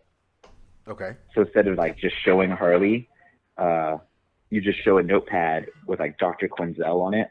And, she's like, show the notes and, like little circles and stuff like exaggeration here, question mark, or is it real, like little stuff like that. That'll be interesting. So you can show that, it is Harley, but he doesn't have he's to not say it. quite taking him seriously. Right. But he's still getting in her head. Right. And that way. Or maybe even like she's not the one taking the notes, but she's like, in residency or something. Right. So that the actual therapist is there and she's just kind of on the side. And you can like. Or they could even do something where they say something like over the intercom, like somebody called Dr. Quinzel. He always responds better with her, something like that. Like, yeah. Oh man, yeah. Let me get me on this movie before you fuck it up. Bro. Let me just get me in before you fuck this up. Those little tidbits go a long way. Oh man, yeah, I like that on the little the notepad, like exaggeration and unbelievable, unrealistic, whatever. Mm-hmm. Or that's impossible that could have happened because he was here. Something like that. Yeah. Like little notes just kind of tell on him. I like that. A little etch. He's kind of cute, actually. Yeah. Like with a heart around the J or something like that. Yeah. Yeah, I can see something like that. That'd be cool. Yeah. Anyways, what are your? I guess I don't know if we really discussed it before, but. The way y'all see the DCEU, what you've seen, how would you go about maybe trying to recover it a little bit? How would you go about trying to build it back up? I kind of like your idea of everybody doing separate trilogies, but I would take it even further and have them not connected at all.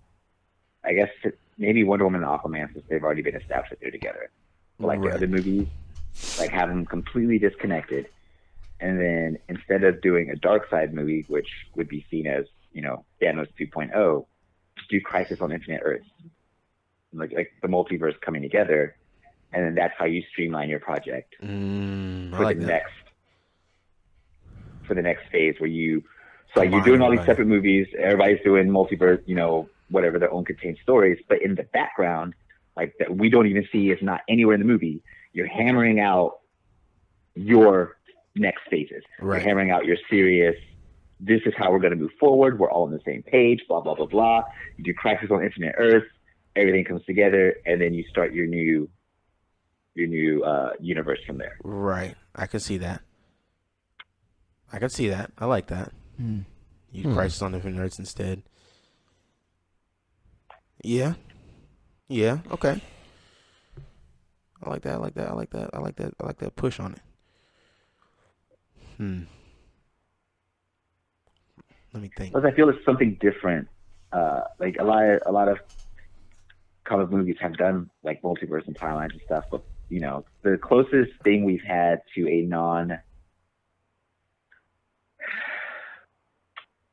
I love Marvel movies to death, but one thing that bothers me about them is you always get that third act giant CGI army versus heroes, That's whatever. Yep. Yeah, that is the true. better Marvel movies to me have been the ones that didn't do that at the end. It's like they weren't the overall better movies, but they always finished better to me. Were the ones with the smaller scale conflicts, like Doctor Strange bargaining with Dormammu, or Ant-Man and the Wasp having just that little showdown with Ghost, and Giant Man, or even in the first Ant-Man, the whole heist thing, like things where you don't have massive amounts of green screen everywhere. Right. Yeah, because I will say, So I think- even at the end game, that last battle scene, as powerful as it was, as much as I liked it, it did, like, you could tell it didn't look like they were in a natural Earth area. You know what I mean? Like, it looked like they just, it looked like it could have been on any random planet, and you would have been like, oh, okay. You know what I mean? It's not like they were, like, around trees and, like, in the city fighting and stuff. It wasn't like that. They were just, like, they were at the Avengers, headquarters that's just out in the middle of nowhere. Mm-hmm. So when Thanos comes in and blows all the shit up, it just looks like a barren wasteland. And it just kind of looks like they're in the middle of nowhere instead of, like, on Earth. You know what I mean? There's, like, no... Yeah, I agree. I didn't really like that. And that seems to be, like, a semi-common thing whenever they do those big battles like that. Yeah, because there's so much green screen on it. Yeah. Yeah, Russo's, they definitely like their big, grandiose finales. That's kind of, they really do like that. So, thing. Yep. Yeah. Y'all got plans? See, that's unfortunate because as far as DC related stuff, I'm not super versed in like the longer running stories of that, like in with like Marvel. So it's just now pretty much what you guys said about like its own trilogies or just their own set of movies for each character. That's kind of been,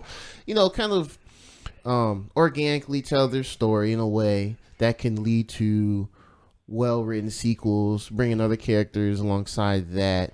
That's kind of my mindset too, because even with the old DC plan, they're looking to do like their own Lantern Corps movie, and they dropped a little hint in they just had that one scene where it was like the flashback of like the big war thing in Justice League, and it's lanterns. And it's like that's neat, but probably should have kind of wrote them in a bit earlier, or something that was like really that. weird. Yeah. Just kind of stuff like that. Yeah. Like I really do think that they should probably. Was that Justice League? They did it in Wonder Woman, didn't they? I think. Well, I still haven't seen Wonder Woman. I know I'm terrible, but yeah, I gotta see Wonder Woman. Yeah. Yeah, I know. It's. I know. I think it was still a good one. League, it was Justice League.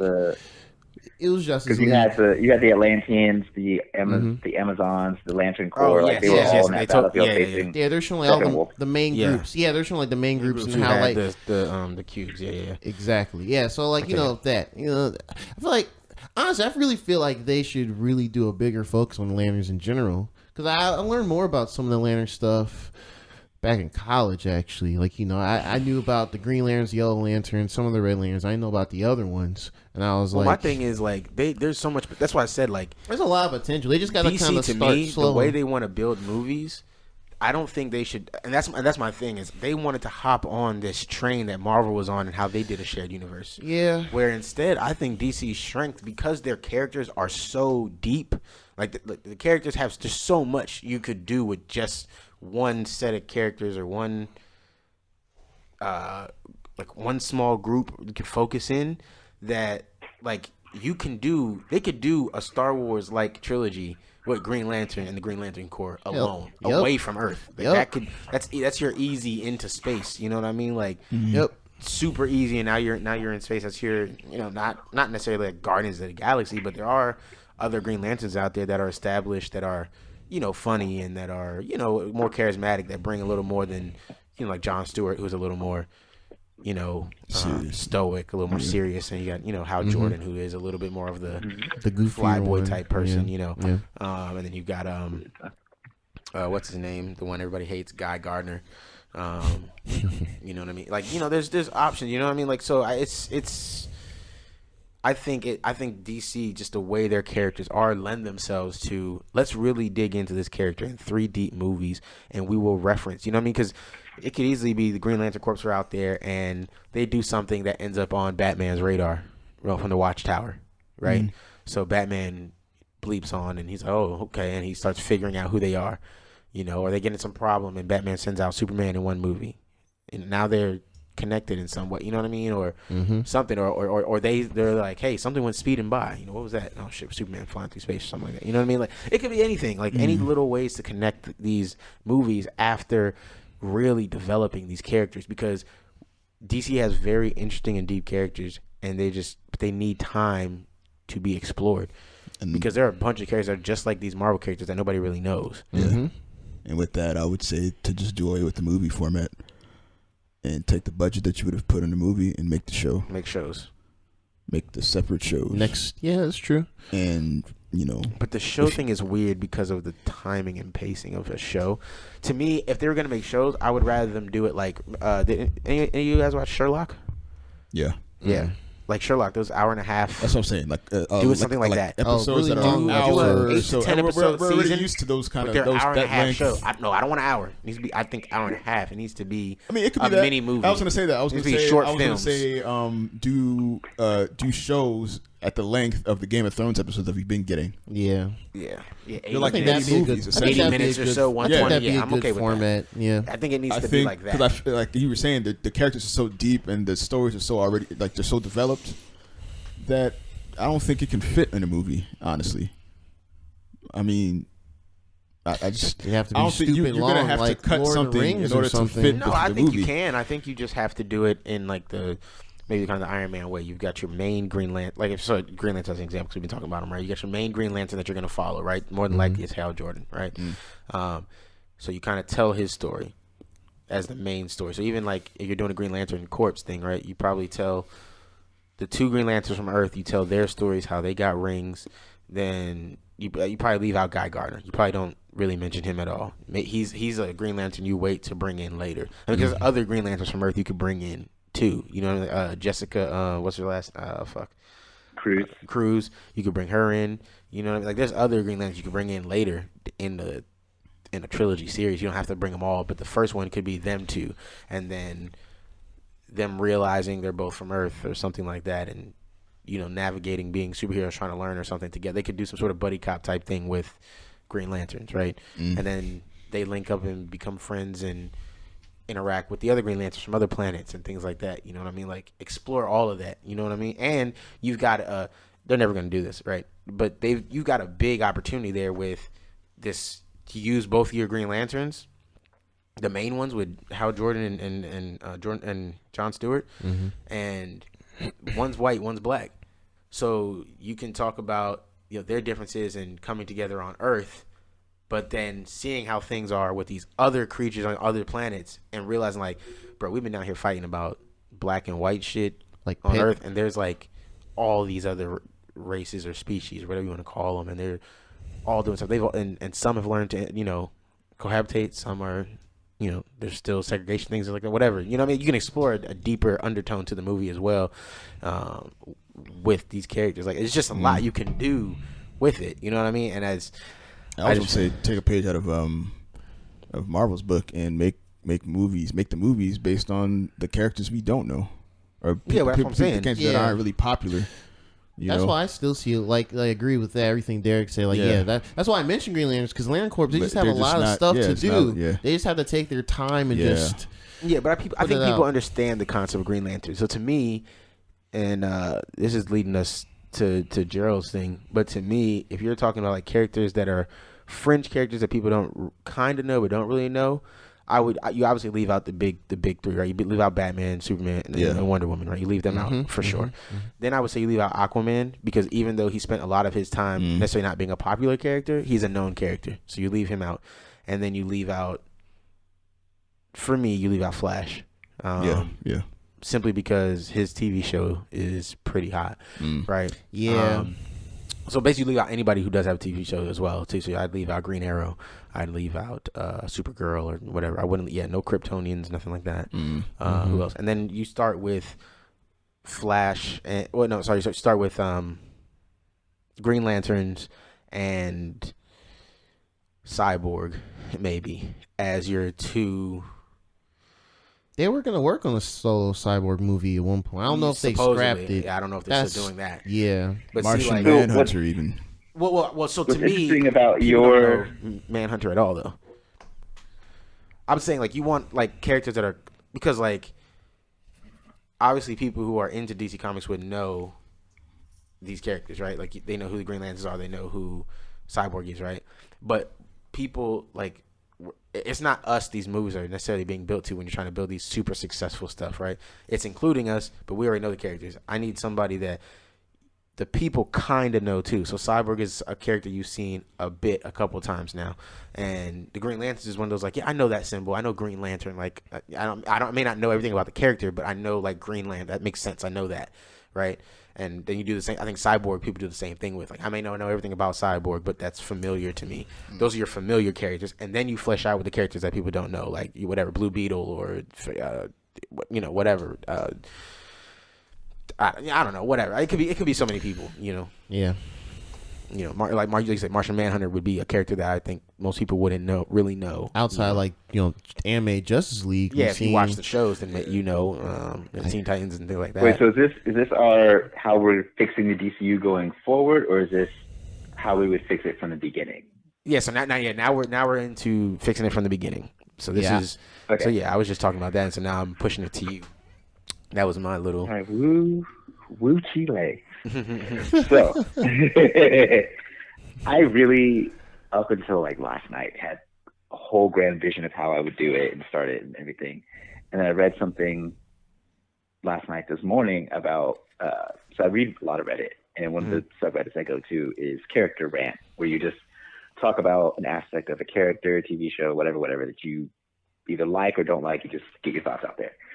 So this person posted about how the Silver Age of comics ruined Superman, and goes into how originally Superman wasn't the ultra Boy Scout goody two shoes that we know him as now. He was a lot more of an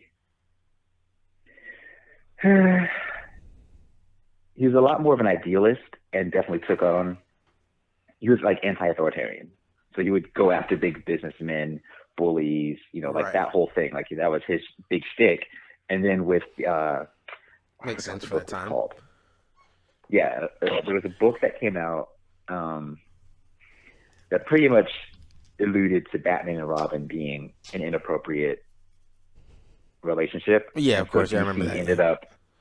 DC ended up changing a lot of their characters to kind of get away from that, and Superman suffered the most from that. Because even though Batman changed and got campy, people didn't forget that he was a detective noir at heart. Right, yeah. So then in the 70s, he got to go back to that. Right. Superman hasn't been able to make that transition. So reading that today, I was like, okay, now I can see even more merit in what Zack Snyder was trying to do.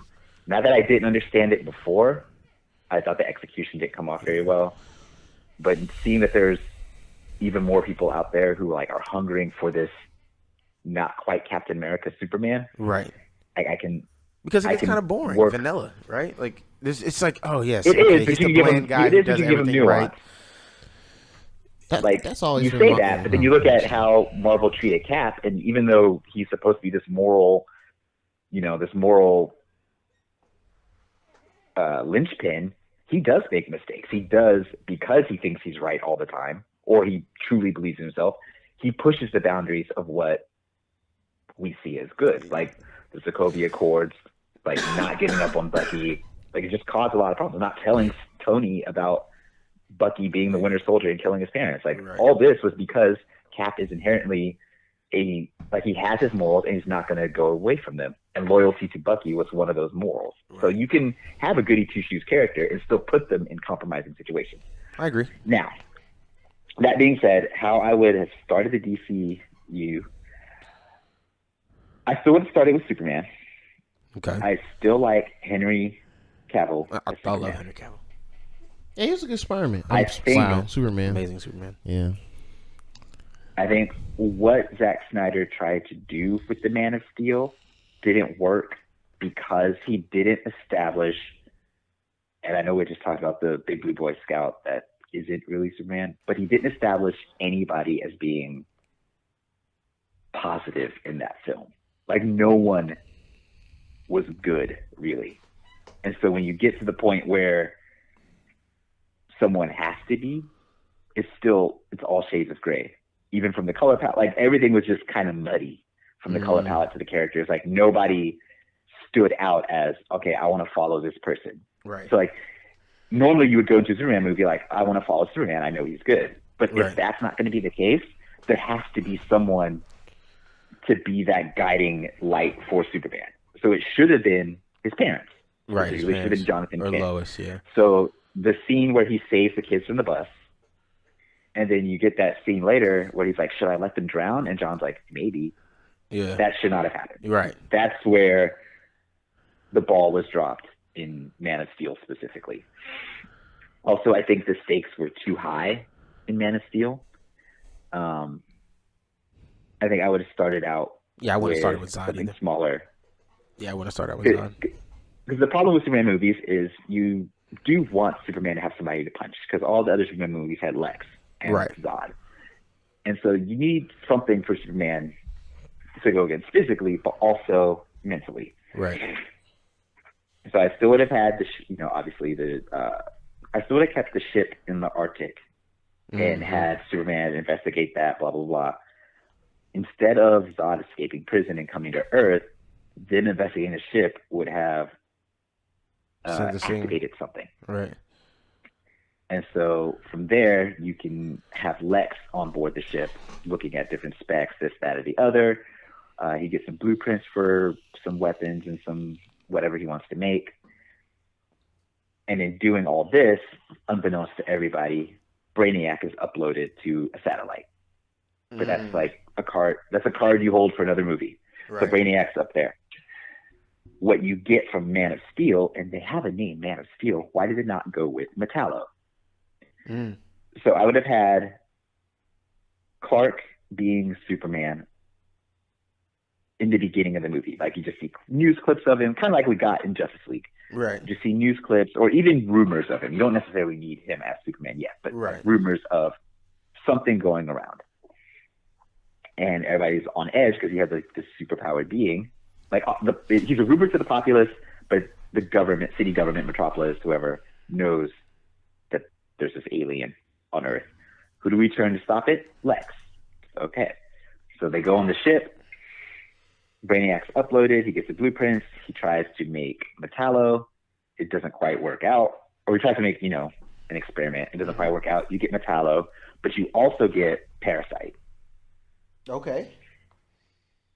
So now you have two villains who are easy enough. Both have a way to affect Clark. Right. So it's not. All right. So you have immune. Right. So he's not immediately like up in the sky throwing buildings at people. Like right. Just. Right. That's the scary part with Superman is he gets too powerful too fast, and right. Because the movie establishes that he's been on Earth for 33 years and he hasn't really done a whole lot. Yeah. Then in a day or two, all of a sudden he's fighting, his laser vision, right, flying, supersonic speed. Like, the growth of power just doesn't mesh well. Like, I get people are pushed to their limits and they grow, but like, he learns all this after being on Earth for 33 years, and Zod learns it in what, a couple days, a couple weeks, maybe. And I get Zod's a trained warrior, but again, it doesn't really. Yeah, he just kind of adapts to having a yellow sun, and he's just like, oh, great, we're superpowered here, like, instantly. Like, you know what I mean? Like, Clark, it makes sense, like, because as a kid, he's trying stuff, and stuff keeps happening to him sporadically, so I get it. But sounds like a grown adult, fully in control of himself, like, it would have been weird for him not, maybe he has, like, one jolt of power and realizes, oh, I can do something. But it's like, it's just he kind of, like, he realized he couldn't breathe the air or whatever, and then he just kind of figured it out. And then they all just kind of figured it out. And they were just like, oh, yeah, we're Kryptonian. And, oh, the sun gives us special powers. They're just like, how did you know any of that? Like, like, you've been on Krypton this whole time. Like, my thing is, the Kryptonians had no way of knowing what they say they did, but then it doesn't make sense to me, right? Like, because he's like, oh, he'll be a god to them, right? Like, they have a yellow sun. He'll be a god to them. But if you know that if y'all just went somewhere with a yellow sun, you'd be like these all-powerful beings. Why not wouldn't you all just go to the yellow sun place? Like, wouldn't you just be like, let's figure out how to move to where the yellow sun is? Or like Earth isn't the only solar system with a yellow sun. Like, you could find other yellow suns that you could go to that are probably uninhabited, maybe.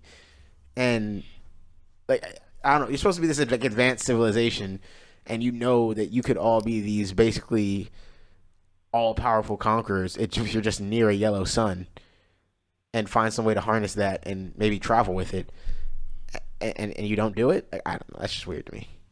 Weird. But whatever. Very true. Yeah, sorry. Go ahead. All right, so you start with Superman, give him a smaller scale to fight, introduce a backdoor character into Batman, have to decide on who that's going to be. But you have your Superman 1 movie, and you have you Batman Okay. separately. Like no, other than a small cameo by maybe even Lex going to a business meeting at Wayne Tech, Okay. Wayne Enterprises. So that's how you get your Superman Batman connection there. Or you can even have Clark as a reporter at a function. Of course, yeah. Both easy enough to do. Right. Keep it subtle. Keep it subtle. So then Batman has his movie. I mean, you could use pretty much anybody. I wouldn't go with Joker really, but like something.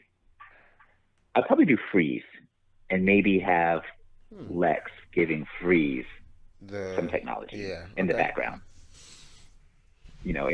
Or just have Freeze as an employee of LexCorp. Okay. I do it that way. So you have your Superman movie, you have your Batman movie, and then you go to World's Finest. Of course. And you have Superman and Batman together. Nobody else. Maybe mention Diana offhandedly. So part of me wants kind of would just treat it as they've already been working somewhat together, because that way you don't have to deal with setting everybody up and like doing the whole origin thing. Just how did they have a working relationship? I kind of like that, because that's how the Justice League cartoon started. They knew each other. They came together because the world was on fire, and they did their jobs. And they're like, you know what? We get along. Let's keep this going. Right. I really enjoyed that, because you got to see everybody interact, and you got to see, their character flaws and strengths and everything. And it was quick, distilled, all the action was there. You get these moments. You don't have to wait for anything. Yeah. You just like hit the ground running with your series. So I would do something like that. Superman, Batman, World's Finest, mention Diana. And then from there is where it gets tricky. Okay. Tough times to go. Yeah. I think I would do a Wonder Woman movie. On her own? On her own, but with, again, like how you said, mentioning other characters so that the world's connected, but they're not dependent on other characters. So I think in her movie, I would specifically mention Atlantis. Okay. Absolutely. Yeah. So my thing is, I would have done. I'm with you on the timeline. I would have wanted the first movie to be Wonder Woman and Aquaman in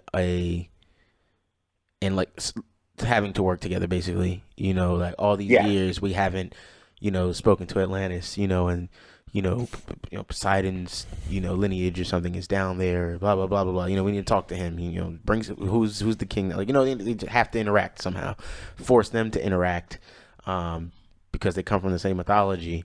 And I mean, aren't they like technically cousins or something like that? Like, don't you like trace it back or whatever? Like, Aquaman and Diana are cousins or something. I mean, like you can even have it so like you have a god or goddess in the back trying to pull strings, and then Zeus and Poseidon are like pitting their descendants against each other, whatever. And it's going to be like a mini civil war, but then you have Diana and Arthur like, okay, let's really look into what's going on. Right, like, no, we're not going to do this. So give them the fantasy element that Thor should have had. Yep.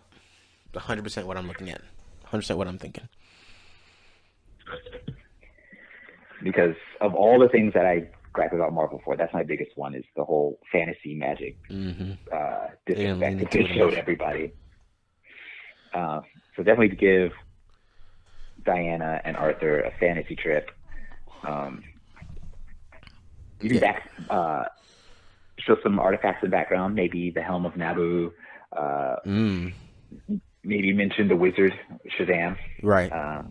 They could even go talk to him, and he'd be like, I gotta sit this one out, guys. Yeah. I don't have all my power, blah, blah, blah, blah, blah. I can't do this. Right.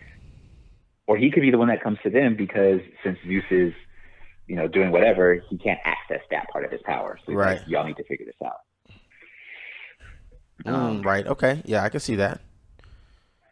Easy enough. Easy way to loop Shazam in. Right. And so then with the Justice League. Okay. I think deciding on the main caster. So you wouldn't go from this to Justice League automatically, but you need to have an idea of who your core team is going to be. Obviously, the Trinity, a Flash, a Green Lantern, and I'm debating between, because if you don't use, they're probably going to use Barry and Hal because of course, yeah. DC editorial doesn't really like the younger heroes for whatever reason. So to use Barry and Hal, which means you still need, because you got to have some diversity. Right. So where You don't need a black person. Yeah, you need the Negro. So Cyborg. I would not go with Cyborg. Who you want to go with? Icon? I would go with Vixen. Oh, Ooh, okay. Because that way you have another woman. Yeah, You she's have a black. black woman, which Marvel That's hasn't 2 for had 1. yet. So you're already up there. I mean, they had Valkyrie, but she took like forever to get there. That's true. But in your big team up movie, you throw out Vixen, and you can see the league through her eyes, like as the newest member. You're still, get you're your still one whole- short though, right? Who's your seventh founder? Martian. Manhunter. Okay. yeah. So here's my thing then. So let's backtrack then. So that's our 7. I'm okay with that 7. Actually, let me write that down. I'm okay with that 7. All right. So we're starting with Superman, Batman, Wonder Woman, Green Lantern, Flash,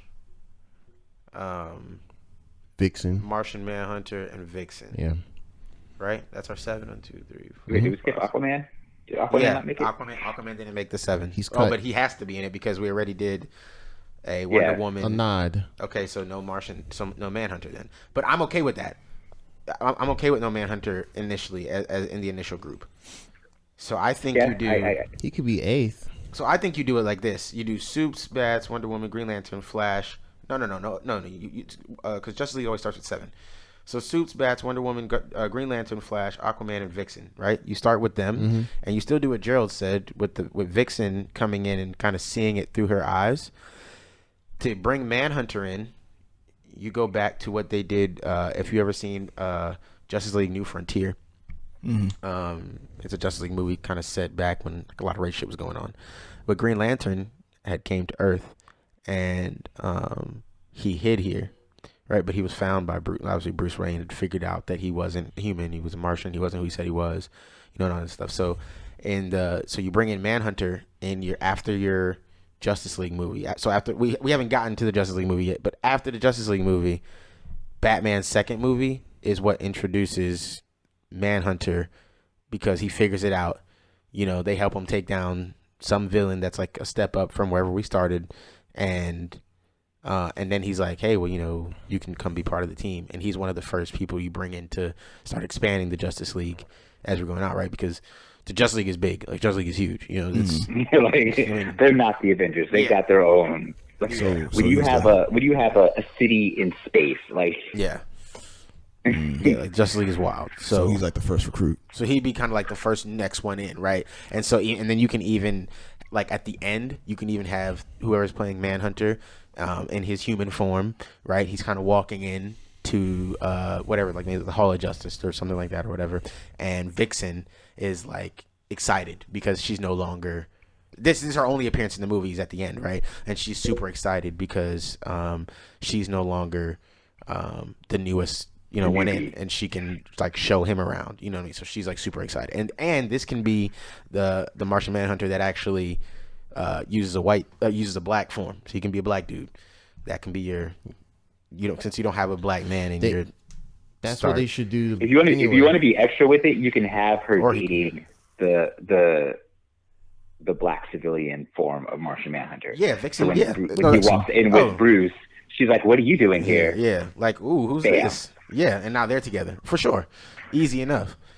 Now you're in, and then eventually we'll work in either a twist on a character or maybe some original characters that are going to be of some other descent, right? So then you work on trying to bring in some a more Asian-based character. I'm trying to think of who's like a super Asian-based character that's high enough off the list to kind of fit.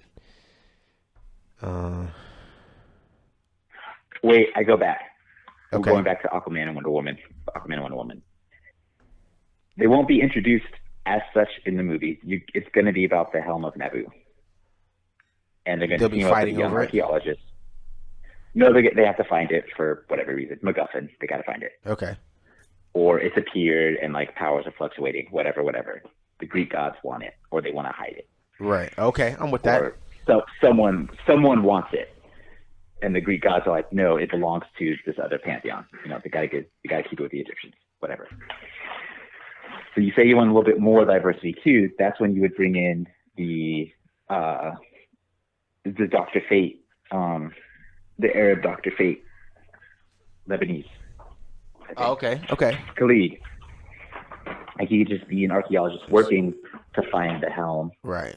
Kind of like the Earth 2 story where it was Khalid and Kendra who became Hawk Girl after they Oh yeah. went into a tomb or whatever. So that's how he ends up with the helmet, but it doesn't do anything yet. So he gets it, And but it doesn't. He he doesn't gets put it on. But it's just no, because he's like he doesn't know it has any power. He just knows it's the helmet. Like they gave it to him as a museum curator, archaeologist. He doesn't know it has power. Doesn't know it has. So he's he's looking for the helm, but he doesn't know like the rumors or anything. Yeah, like the power of yeah, it. he's looking for it as an artifact. Like he's on a dig site or whatever. Oh, so he doesn't Just believe it looking for an has any artifact. actual power. He just thinks it's an old relic. Correct. Okay. Fair Correct. enough. So at the end of the movie, it goes to the museum for whatever reason, make up a reason. Mhm. Batman knows it's a secure location because everything revolves around Batman. Of course. Or maybe he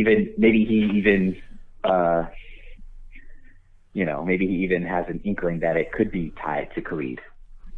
Or maybe actually, I would give that to either Diana or Arthur. Let them. Yeah, I feel like they should still be the ones handling anything that happens with this. Like Batman should be monitoring it, but they should be the ones.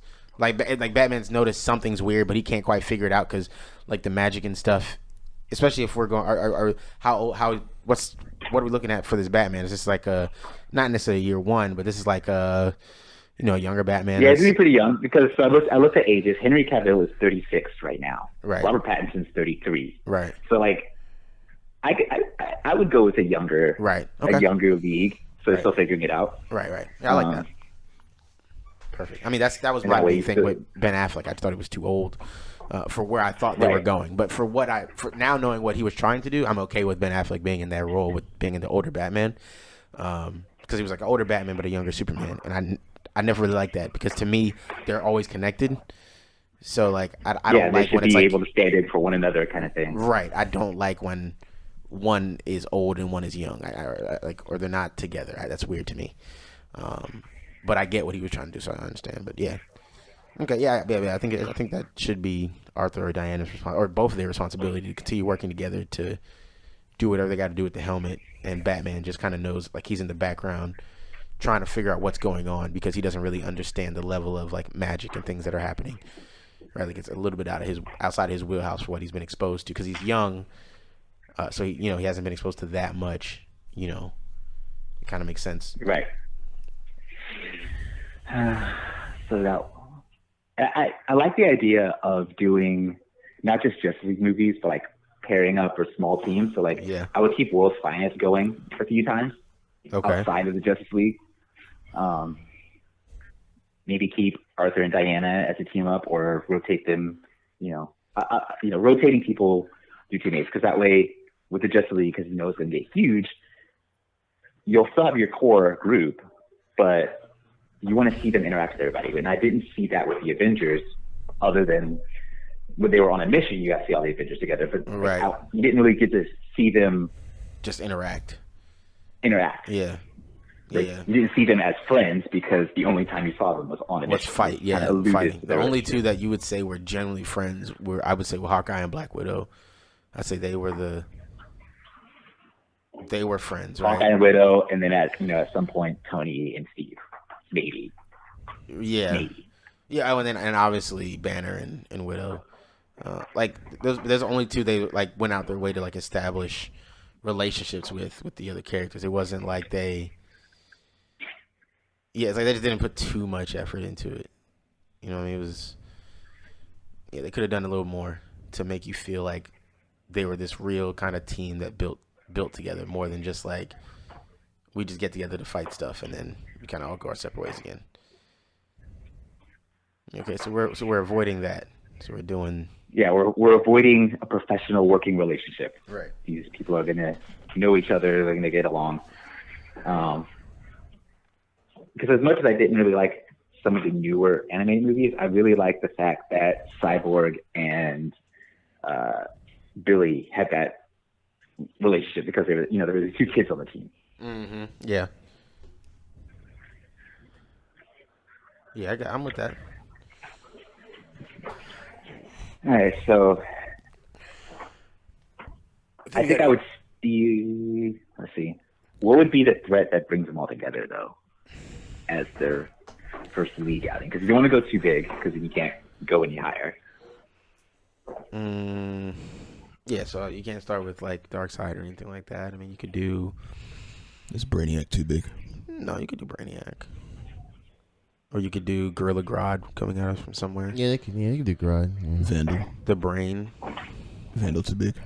No, I don't want Vandal yet. Vandal's a long game villain that you're starting to establish. Vandal's a long game villain because he's immortal. He sees everything a different way than the rest of everybody. Vandal is your Thanos.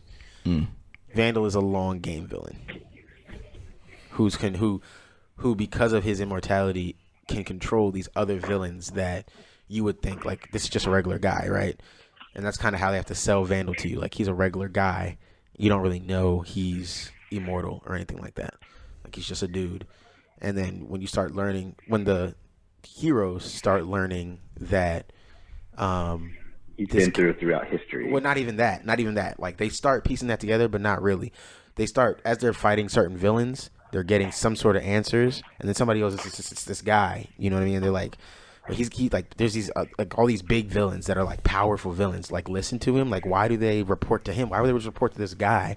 That's when they start looking through history and they notice like, okay, this person does kind of look like this person, and okay, maybe like is this a coincidence? And then they start figuring out like, holy shit, we think this dude might be immortal, which is why these other villains that are seemingly more powerful than him have nothing but respect for him and bow down to him because they know he's seen everything. Not only that, he's been a conqueror throughout time. You know what I mean? He's been the Mongol Empire. He's been, they said he was Napoleon at one time. He's all these different, massive people. So they know what he's capable of already. So they're like, there's nothing but respect to him, and they figure that out and they go, oh shit, we might have a bigger thing on our hands, and that's how it kind of exposes. You know what I mean? And you don't have to worry about doing all this extra CGI over and over like they had to do with Thanos, right? Like Thanos is their big bad, but every time you want to show him, even briefly in a movie, you got this big CGI thing. Thanos Savage is just a dude. You know what I mean? So you don't have to do anything extra. To me, he's almost like Killmonger in that some people are going to just relate to him because his whole arc is going to have to be, I've seen men make the same mistakes over and over and over and over, and you never learn. So I'm going to burn it all down. I mean, it can be his whole arc from what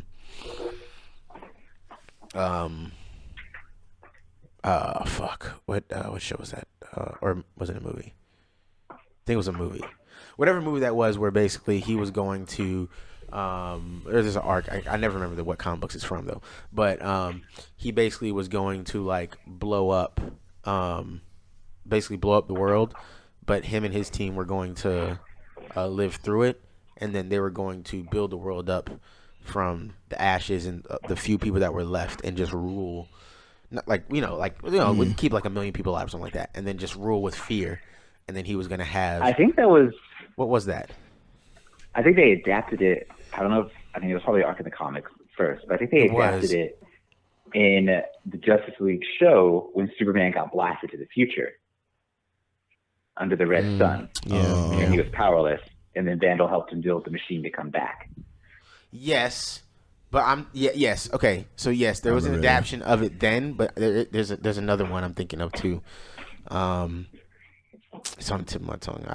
I'll remember it again, but I probably won't and just tell you next week what it was. I don't know, but yeah, that Wait. like It wasn't Doom, was it? Justice League Doom. is it Doom?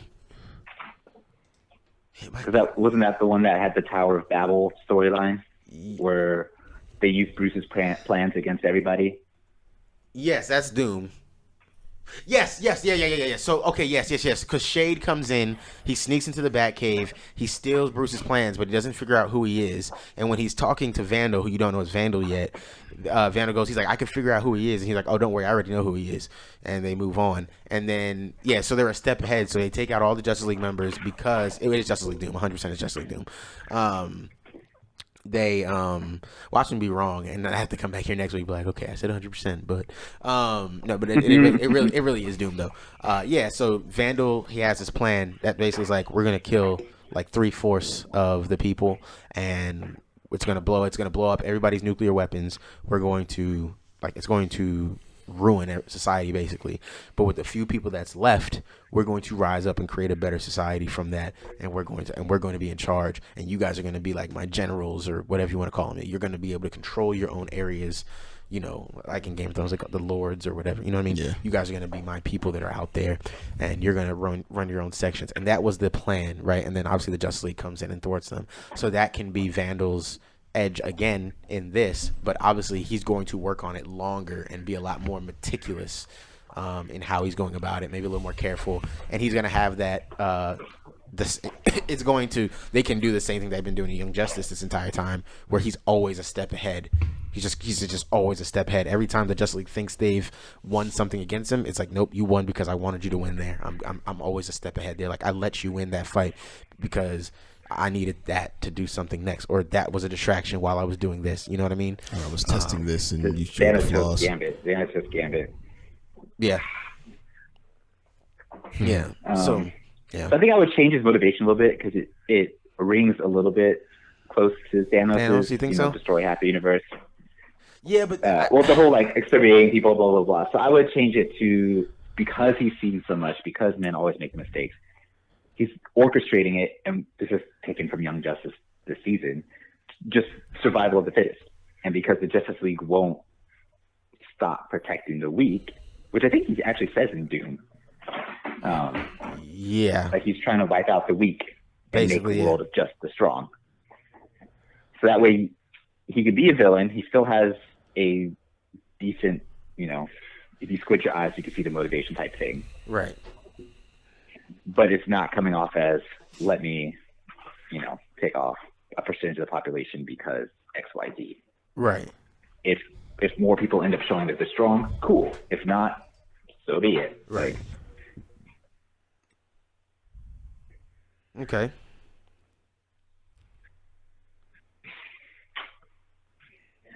What's And I think I would go so far as to make Savage an unattainable villain. Like one of those villains that they can never quite catch. Because he's immortal. Right. Like, you just keep churning out movies with him, and they can always get like almost there, or they can shut down a major part of the plan, only for him to be like, "Well, I got this backup one right here." Right, and that's. But you have to do it smart. You have to do it smart, though. You can't be like, yeah, it can't be cheesy. But like, that's why I said I like the way they do it in Young Justice. Is always like, it almost always feel like they're getting the short end of the stick, but it doesn't feel like it's too far fetched. Like Young Justice is just like, oh man, like he set that up, and they do a good job of showing why he would have set it up and how we know it was set up. Like they do a good job of that, I think, in Young Justice. So you do it that way where he's doing it. That's why I said it's got to be kind of long drawn out in the background. You know what I mean? Like the whole time, just like I mean, like we said, we're kind of stealing it from Young Justice. Just the way he did the light, you know what I mean? There's, before we even, it doesn't have to be called the light, the exact same way, right? They can change a name or something like that, but he can have a little team that's in the background that we don't know about. We don't know who those villains necessarily are yet. We don't know what they're going to be. We don't know who all's involved. And then we have the little more foot soldier villains that we're kind of fighting as we go along in all these, different trilogies. Or these different movies, the solo movies before the team ups, right? Like, because there's a bunch of small villains in DC that you can just kind of throw around, and nobody really cares what happens to them. They're easy to kind of kill off real quickly, and or put in jail, put them away real easily, right? And then since we have Bell Rev, you know what I mean. You don't ever have to. It's almost like a library for villains, right? Like at any given time, you can, if you want to tease another villain, you just flash them stuck in Bell Rev, right? Like, and then now, you're like, oh, okay, here's this villain. They're in Bell Rev, and they're, involved in this heist that they're about to break out or whatever. You know what I mean? Like, it's easy to introduce villains because there's one. Like, I don't know that Marvel has like one central place that like all of the villains just go where you contain them, right? Like the Triskelion. Okay. Reed Richards built a prison in the negative zone. So kind of like the Phantom Zone, Reed Richards built a prison in that zone. It's where they sent all the heroes in Civil War. Oh, right. Okay, yeah. Mm-hmm. Yeah. I remember hearing about that, yeah. I think another thing that DC could do that Marvel really couldn't is side teams. Like Marvel had the Guardians, and you had the funny plot point about the Revengers. Mm-hmm. But DC, you can actually do like Justice League Dark. You could do what's the other ones? They wouldn't do Stormfront or the Authority because that's just too much. I mean, you could do the Young Justice team, right? You could do Teen Titans. Well, you could. I'll talk about more like the adults so far. Oh, the adults. Oh, so that was another thing. That was another thing about Man of Steel that I think was a missed opportunity. Was instead of creating Doomsday out of the material, he should have created Bizarro. And then with Bizarro, you get that mirror opposite of Superman, like the person with all the strength and a twisted sense of morality. So instead of Superman being, because Superman is the opposite of most heroes, where most heroes put on a mask, right? To become the hero. Clark's mask is Superman. Like Clark Kent is Clark Kent. Superman is his fake identity. Like he would rather be Clark Kent. Yeah. I'm not wording it correctly, but whereas I get what you're saying. Most heroes, yeah. So Bizarro would be the opposite of that. You have a being who is Superman trying to learn to be Clark Kent, but obviously can't because of the technical malfunctions and genetic disparity and stuff like that. Right. And also, the lessons in the machine, the ship, he gets the blueprints from Metallo and causes Parasite, unleashes Bizarro in another movie. But that means you also have the DNA to make Connor Kent and do your Young Justice movie down the line for your teens. Right. Okay. So just like one little change like that, you already have like 2 or 3 different franchises you can spin off into. Right, and that's toys, that's money. Now you can resell Young Justice action figures again. You can sell. Yep. All these kid toys again. I mean, that's why I knew Shazam was doing Shazam Kids, right? It's toys. Like it's not forget whether it's a good storyline or not. I can sell. I was gonna sell 1 toy, or I can sell 7 toys. I want to sell 7, right? So it's like, right. I get it. I'd also use a different Barry because I wasn't a fan of Ezra Miller as Barry. Really? Me either. Yeah. I thought you kind of liked him, man. They tried to make him DC's Spider-Man is what they tried to do. Yeah, that little kind of jokey, like the Tom Holland. Like just quips left and right, and it was like. But Flash is funny, but I feel like because they made him Barry young, isn't that funny. Yeah, Wally's the funny Flash. That's pretty much what they did. I mean, that's true. I mean, Barry has moments. Moments, Barry is like Barry has a sense of humor, but he's not necessarily like a class clown. Whereas Ezra, they kind of made him seem like the dopey kid who's just like always kind of joking to lighten the mood or whatever. They trying to inject like Wally personality wise Flash into Barry, which was kind of weird, especially for this. It's the first time seeing him in that iteration of of Justice League and all that. Right. Yeah, that threw me off the whole time in that movie. Yeah, I don't know. Plus, that kind of Barry doesn't work unless, because like Barry's supposed to be the straight man to Hal's cocky, off the edgeness. Right. And so, giving him that personality, like, where do you take Hal from there? Right, that's what I was gonna ask. Are you gonna do a Green Lantern Flash team up movie too? That's kind of weird because I can't see a villain or a situation even that would Call for them to be test together. both of them together. Yeah, I think it would be more of a Flash villain that Hal and Barry being friends, Hal comes to help him with. Yeah, I can see that. Right, so yeah, it wouldn't be like something that just happens to bring them together like randomly. It would be so maybe Green Lantern and Flash would get their movie Are hanging out like they're on vacation or whatever, and then bam, something happens. right. Like they're already friends. You know what I mean? Like a they already buddy know each cop other. movie. Yeah, literally a Buddy buddy cop movie, Flash and Green Lantern. Yeah, it's right along, but with superpowers. You know what I mean? Like it's funny. They're together. 21 Jump Street, or with superpowers. Yeah, even better. Even better. There we 21 go. Jump Street with superpowers. Yeah. You know what I mean? Like I think that's what you'd get from a Flash Green Lantern little team up movie. I think that would be interesting. I think that would be something that you could even make family friendly. You know what I mean? That can still have like some serious undertones that people would like, that I would like, but still can make it to where kids can still see it so they can make their money. Because that's what everybody cares about. Family friendly superhero movies. I think there's something there. And I would use Justice League Dark as the not so kid friendly movie because. Would you include it in the DCEU, or is that a one-off movie? Included, but not highlighted, I would say. Okay. So, Wonder Woman in the comics kind of had a team-ish, the Sentinels of Magic. Mm-hmm. So I would say I would have them as like the high, the dealing with like high-level mystical threats. So it'd be like Wonder Woman, Shazam, Dr. Fate, whatever. Right. And then Justice League Dark would deal with the more shadowy Batman-type occult stuff. Right, yeah. So you could have her going to like Zatanna and being like, hey, here's a situation.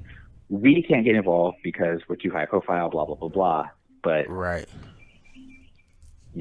Which is kind of what happened in the comics when they originally introduced Justice League Dark with the New 52. Mm-hmm.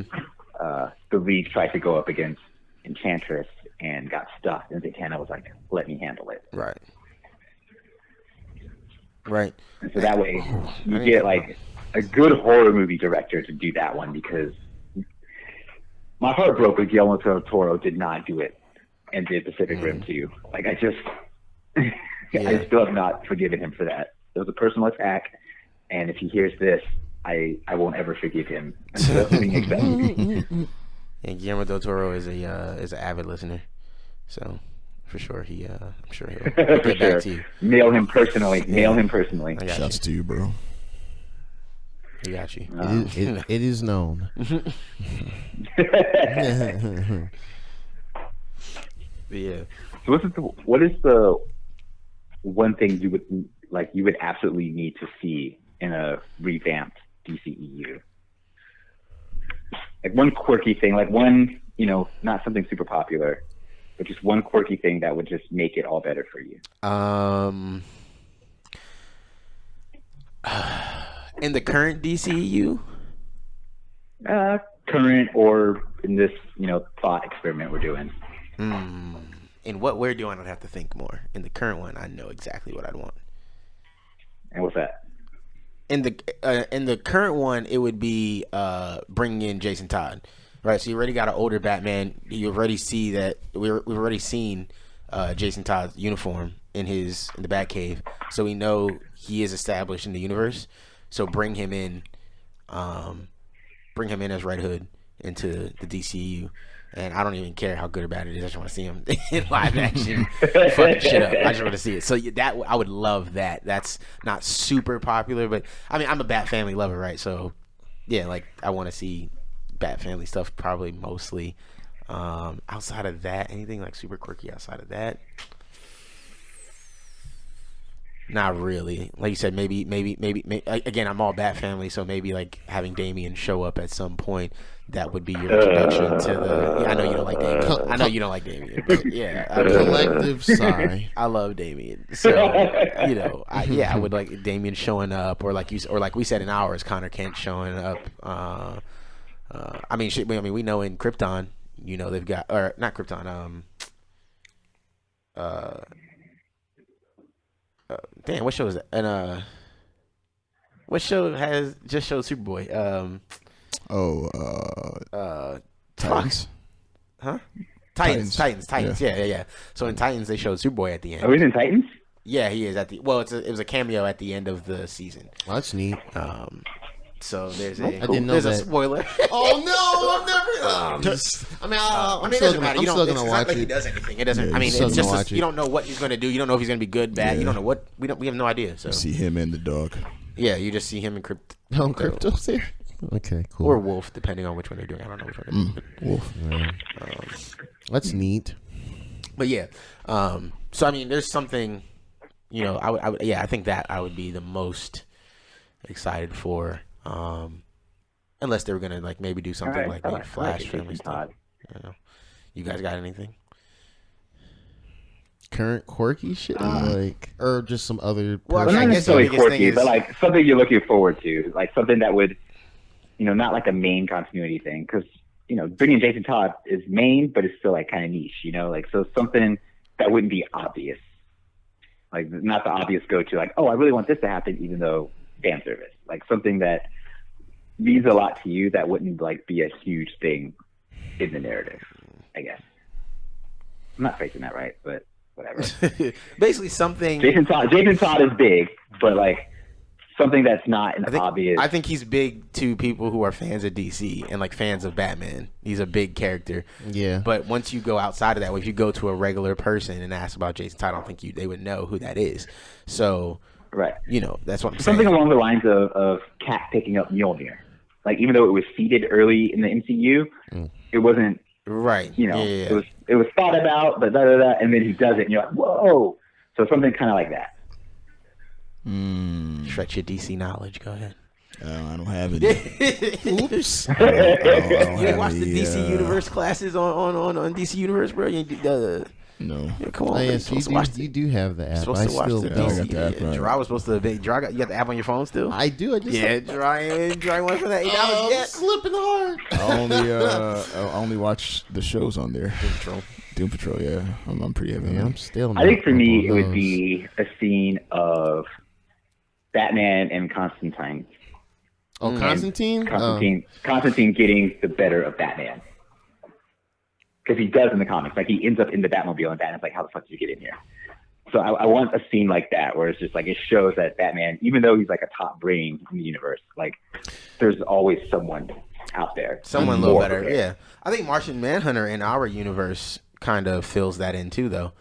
Because Martian Manhunter's like super smart. So I think even if you're doing his film where you're introducing Martian Manhunter and Martian Manhunter's bringing him into like Batman's bringing Martian Manhunter into the Justice League, that's Martian Manhunter's time to like Batman, like say Batman said something or he's doing some sort of calculation and Martian Manhunter's like, well, actually, you did that wrong. Like, and Bruce is Let me like, fix excuse that. me? And Bruce is like, he doesn't even like really believe him. Like, he's like, excuse me? And he's like, nah, I mean, like, your math is just off. Like, you should have done this or that. Or, like something like that where he corrects Batman. And Batman's like, well, excuse the fuck out of me. Guess I ain't the, you know what I mean? Like, guess I ain't the only one. I think a better way to do that would be like Manhunter using a device that Batman had devised, and Batman being like, I couldn't get this to work, blah, blah, blah. Manhunter's like, oh, well. And he fixes it for him. Like, oh, all you had to do was attach this. And he like, I didn't even think of that. You know what I mean? Like, oh, shit. Like, I didn't realize like, you're from another planet, so you have a different set of knowledge based on what worked on your planet that I don't even have yet. So now I got to learn from you. You know what I mean? Like, that would be interesting too. You know, I agree. So like, yeah, Batman has mastered everything here on Earth, but in our universe, he hasn't really been. That's why he said like he hasn't been exposed to like magic yet. Really, he hasn't been exposed to other alien life forms and things like that.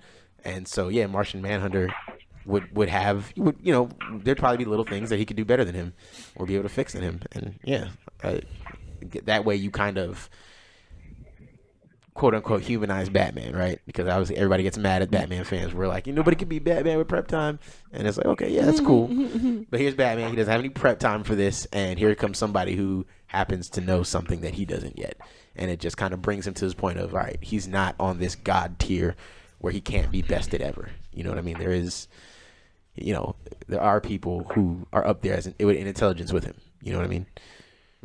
I think that'd be a cool thing with Bruce for sure. Yeah. So everything involving the Bat family for me. Bat family, the Bat family universe or continuity. Do something different though. I don't know. Think of what is. I mean, you watch the shows too, or some of them at least. Maybe some from the shows that like, that would be a cool call out or something.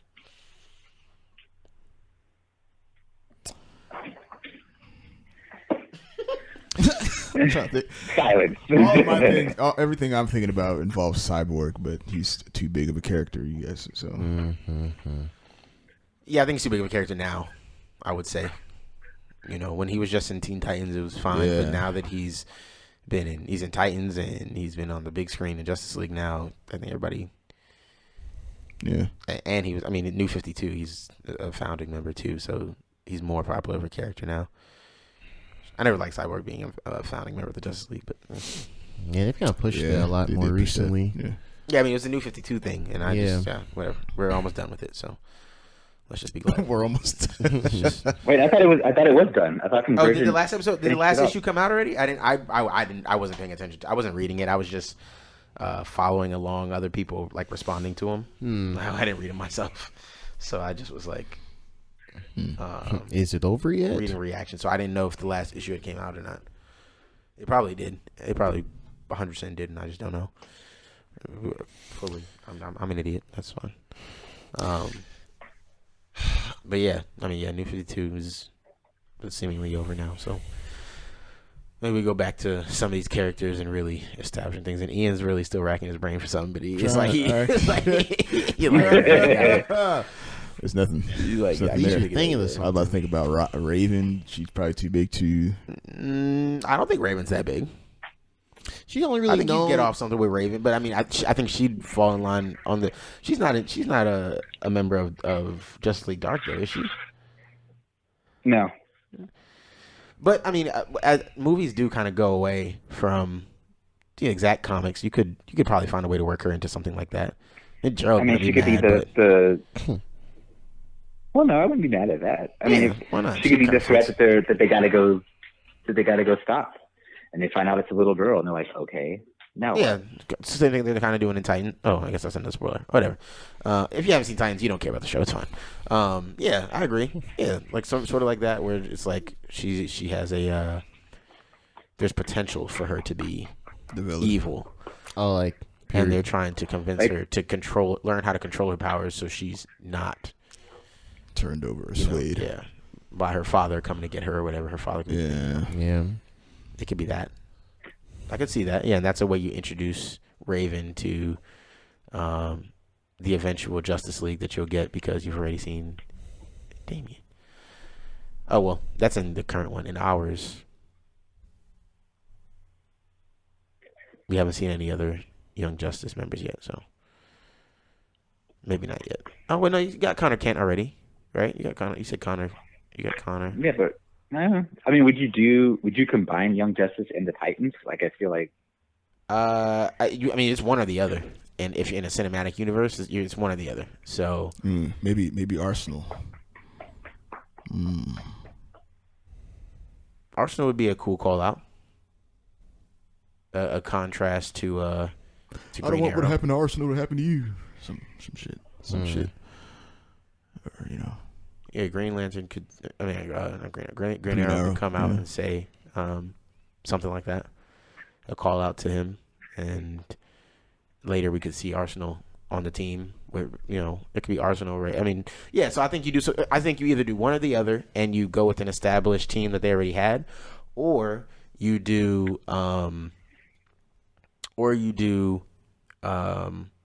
Just a mashup of what you feel like are some of the best players. So either you get Beast Boy, maybe you get Miss Martian to complement Martian Manhunter. You can get obviously you go if we're living in a world where we have a younger Batman, Dick Grayson is your Robin on the team. Trying to think who else you could throw in there. I guess you get, if you have Miss Martian, maybe you do the Young Justice version of Beast Boy. Throw him in there, Transfusion, so that could be, he joins the team during the Young Justice movie solo film, right? Miss Martian gives him the blood transfusion to save his life. It could be that. I don't know. I think I would do something like that, and then you establish either, because you got to remember, we're not talking, like, forget comic book fans aren't. No one cares about us when they're making these movies. It's loosely based on this, but we're kind of taking liberties with it. So why not? Why bother being picky over Young Justice or Teen Titans and just kind of mesh them and create whatever, Young Titans, Teen Justice, who cares? Whatever. Teen Justice. Mash them up. And that sounds like a television show. It does. Batwing. That will stop after one Batwing season. is a real character. I know that. That's what I'm saying. It's a stupid ass name. Yeah, it is kind of a dumb name. It is a dumb name. But he's black, so, Or even better, you can do kind of like Young Justice did and have Savage making his own team and use some of the heroes for that team. And then they kind of, they have to like convince them to come over or whatever. So Artemis would be on that team. I could, okay. I can see that. Artemis, you could have a couple. Or it doesn't have to be Savage. I think Savage is in the back, but it would be. I think Lex would be better as creating his own team of superheroes. Well, no, because Lex's whole thing is that man is better than Superman. So I don't think he would have a team of superpowered people. Nah, but Lex is also a hypocrite. And he's going to do whatever's the best position to keep him safe and True. win, right? He could use it as a way to show. Right. Just be like, listen, like Superman, and Lex's whole thing is really just more so that Superman is an alien, right? He's foreign, right? We don't need this foreigner protecting us. There are people from here that we can use to protect us, right? And he can, use those kids, you know what I mean? Because they just, they didn't just do it, but in Young Justice, they had the what's it called? What's that? That's a team too. It's a young team. I can't remember what their name is called. But like the little runaway kids, basically. What's the They name? didn't have a name, but I think I thought they had a name. To the Outsiders. Yeah. Okay. Yes. Yeah. So it's like kind of like the Outsiders. Yeah. So you could do something like that, and you have them. And you know what I mean? Like to me, like there is levels to that. You know what I mean? Like, and I mean, there's an endless amount. To be on the team. Yeah, of course. You put Static in there for sure. Make sure Jaden Smith gets his role finally. We're still talking about that. Yeah, let's try to avoid that. We dodged that bullet once. Let's not have to try to dodge it twice. I love Jaden Smith. Don't get me wrong. I just don't want him to be Static Shock. He definitely needs to be darker than Jaden Smith for sure. Yes, I agree 100%. So I mean, I think there's something there where you create a new young team to complement that obviously is going to be your most family focused movies. You know what I mean? So you can't do it too like Young Justice gritty, but it doesn't have to be super My Little Pony soft. It just needs to be enough of a middle ground to where kids can see it and it's cool, but we can see it and really enjoy the fan service of some of these characters that, Do a romantic comedy with Raven and Beast Boy. Oh, for sure. You could do something with Starfire. Rom-com. That'd be hilarious. You could Starfire and Nightwing as the young parents. There we deal with go. all these little super kids running around. And that was my thing too. That's a story I need to see. I was gonna say that too. You could have like Robert Pattinson playing. I mean, even though it's not connected, whatever. But him playing a Bruce Wayne that is not necessarily old, but is like getting seasoned. Yeah. You could have Nightwing right as he transitions into Nightwing, right? So that way they're not starting the team in it. The team is already established, and Nightwing is running it. So that you don't have to spend any time in the movie setting the team up. Like, why is this team created? Like, no. You can just have it in a flashback, like for Nightwing, as he's like telling Timothy Drake or something. who's now the Robin on the team. Like, hey, listen, we started this team because blah blah blah blah blah. And if you guys aren't gonna uphold the values, then there's no need for us to have this team or whatever. And that's how you learn about the team being established, and you don't have to go through a whole arc of, okay, Batman has a sidekick, Superman has a sidekick, this person has a sidekick, this person has a sidekick, and put them together. In that case, if you're gonna do that, you might as well use Damian. You want to go all the way and use Damian would be the one that would like fuck up the team dynamics. So that's the reason Nightwing would be like. No, I mean, well, I just meant more of using Timothy because he was always kind of unsure of himself. Even though he was easily one of the best Robins, he was just really unsure of himself. He's always seemed to be unsure of himself initially. Like he needed that kind of reassurance that he was doing things the right way. And and it could be Nightwing telling him like, no, you really have to take charge. Like, this is your team, but you gotta really step up to it. It doesn't have to be Damian. You know what I mean? But I mean, it being Damian does open up a whole new set of people. Talia, Raj, I mean, yeah, it does open up a whole. It brings in the League of Shadows easily. Having Damian as the, I get that, and it falls in line with what they're doing in the animated movies too, with Damian being the main Robin now, and they're just kind of Nightwing is Nightwing. So I mean, yeah, I get that. It could be Damian. I'm not mad at that. I love Damian anyway. It's just Gerald don't like him. I'm cool with Damian. I mean, yeah. So let's get back to our, because I think we kind of missed our plan here. We stopped at, we did Green Lantern Flash, or we said Green Lantern Flash is like a buddy cop movie. We had Aquaman, Wonder Woman. Vixen gets brought in through one of these movies, I assume, or does she get introduced in the Justice League movie? I'd say introduce her in the Justice League movie. You already have everybody else established. Right. You sacrifice some screen time for one new character. Right. Kind of like how they did in Civil War with Black Panther. Right. You think people are smart enough to make that connection and see it kind of be really similar? Like, Marvel did a black dude who came in and into the big, the big fight movie, and now DC's doing a black woman who. I mean, will she have someone tragic die to her suddenly that kind of speeds up the events of what happens? They're both of African descent, yeah. like straight, like continental Africa, not like African descent. True, like, true. Could be. It depends on how they frame it. They could frame it as an homage, like, kind of poke fun at this is how we're doing it, or just do it straight up. And they should just do it straight up, honestly. I mean, yeah, you can make. And if connection. You do it straight up, make the movie about her. So, like with Black Panther coming into Civil War, it obviously wasn't about him. No. But the Justice League movie could be about her, and it could be the first time we actually see Vandal make a move. And then, like, she gets the totem or whatever, and it gives her powers. Right. That's how she's brought into the league. Oh, okay. I agree. I like that.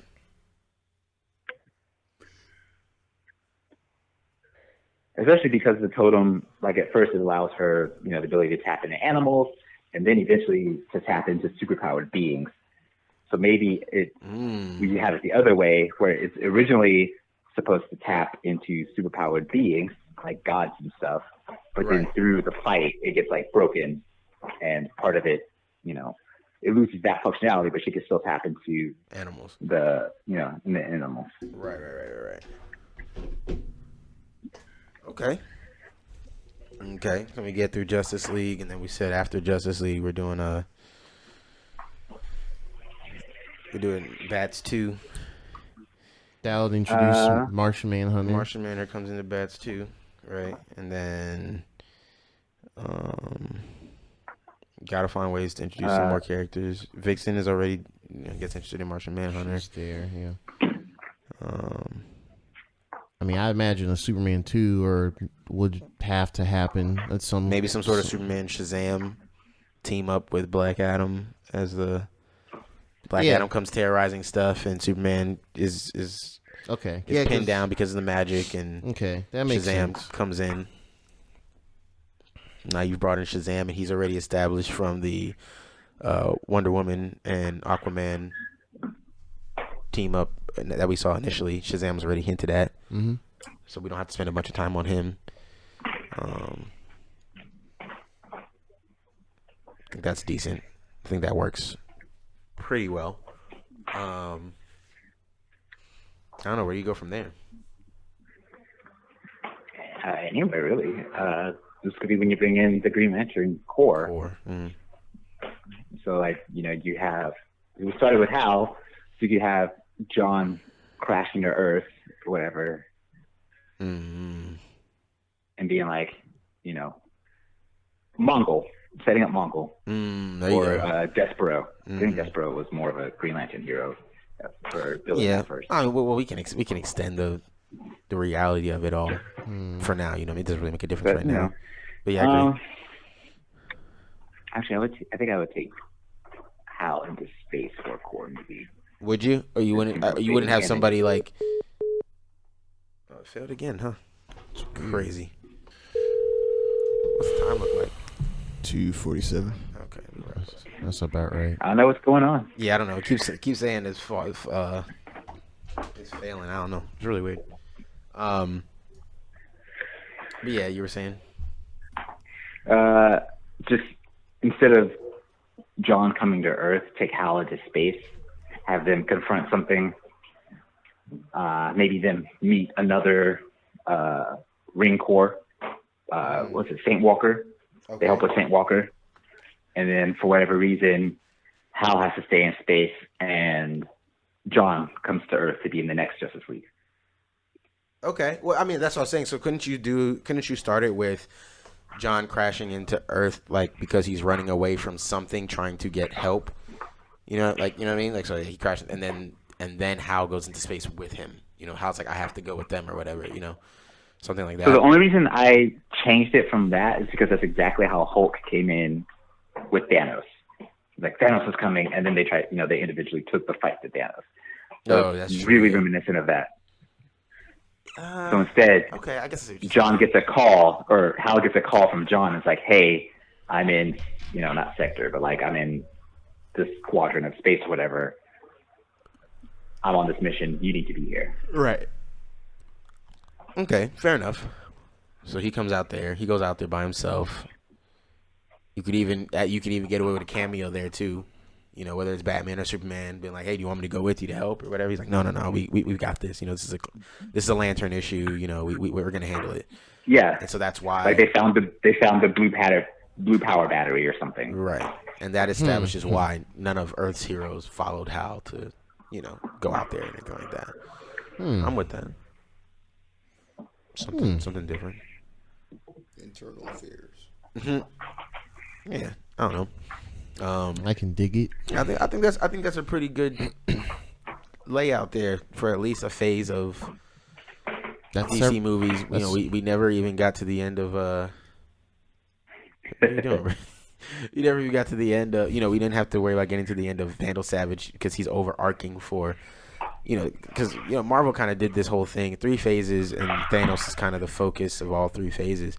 I think they could have, with Thanos, if they wanted to, not saying they have to or they did anything wrong, they could have kept it going even more if they wanted to, as an overarching villain. But Marvel has a couple more big villains too that they can use as overarching ones. But having Vandal Savage as this kind of overarching, all-knowing sort of character that is constantly moving throughout the world, establishing connections with characters like Mongol and these different characters that are in space, because we didn't even talk about the New Gods and I'm drawing a blank right now. Fuck, why can't I think of their name? Oh, I'm having such a blank. Mother and Oh, you're talking about the kids? The kid, the Mother Box kids? No. That's super obscure. That's like the fact that they even showed up in Young Justice was wild to me. I was like, that's crazy. No, I'm thinking of just like in Justice League.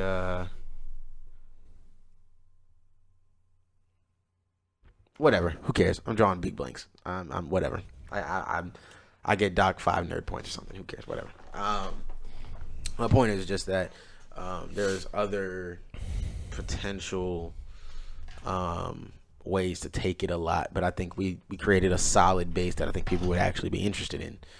And I don't know. I really hope these last couple episodes, I mean, like the D&D episode we did, that's got some pretty positive feedback, and hopefully people keep feeding back from these episodes. We can hear stuff. I really want to know what people think about kind of what we established as a basis. I actually know some people I'm gonna share this with. Some big Superman people that might be really into the Batman. Right.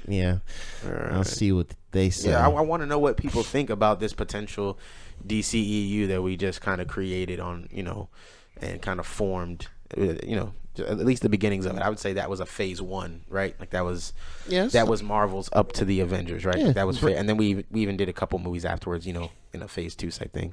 I think that was pretty good.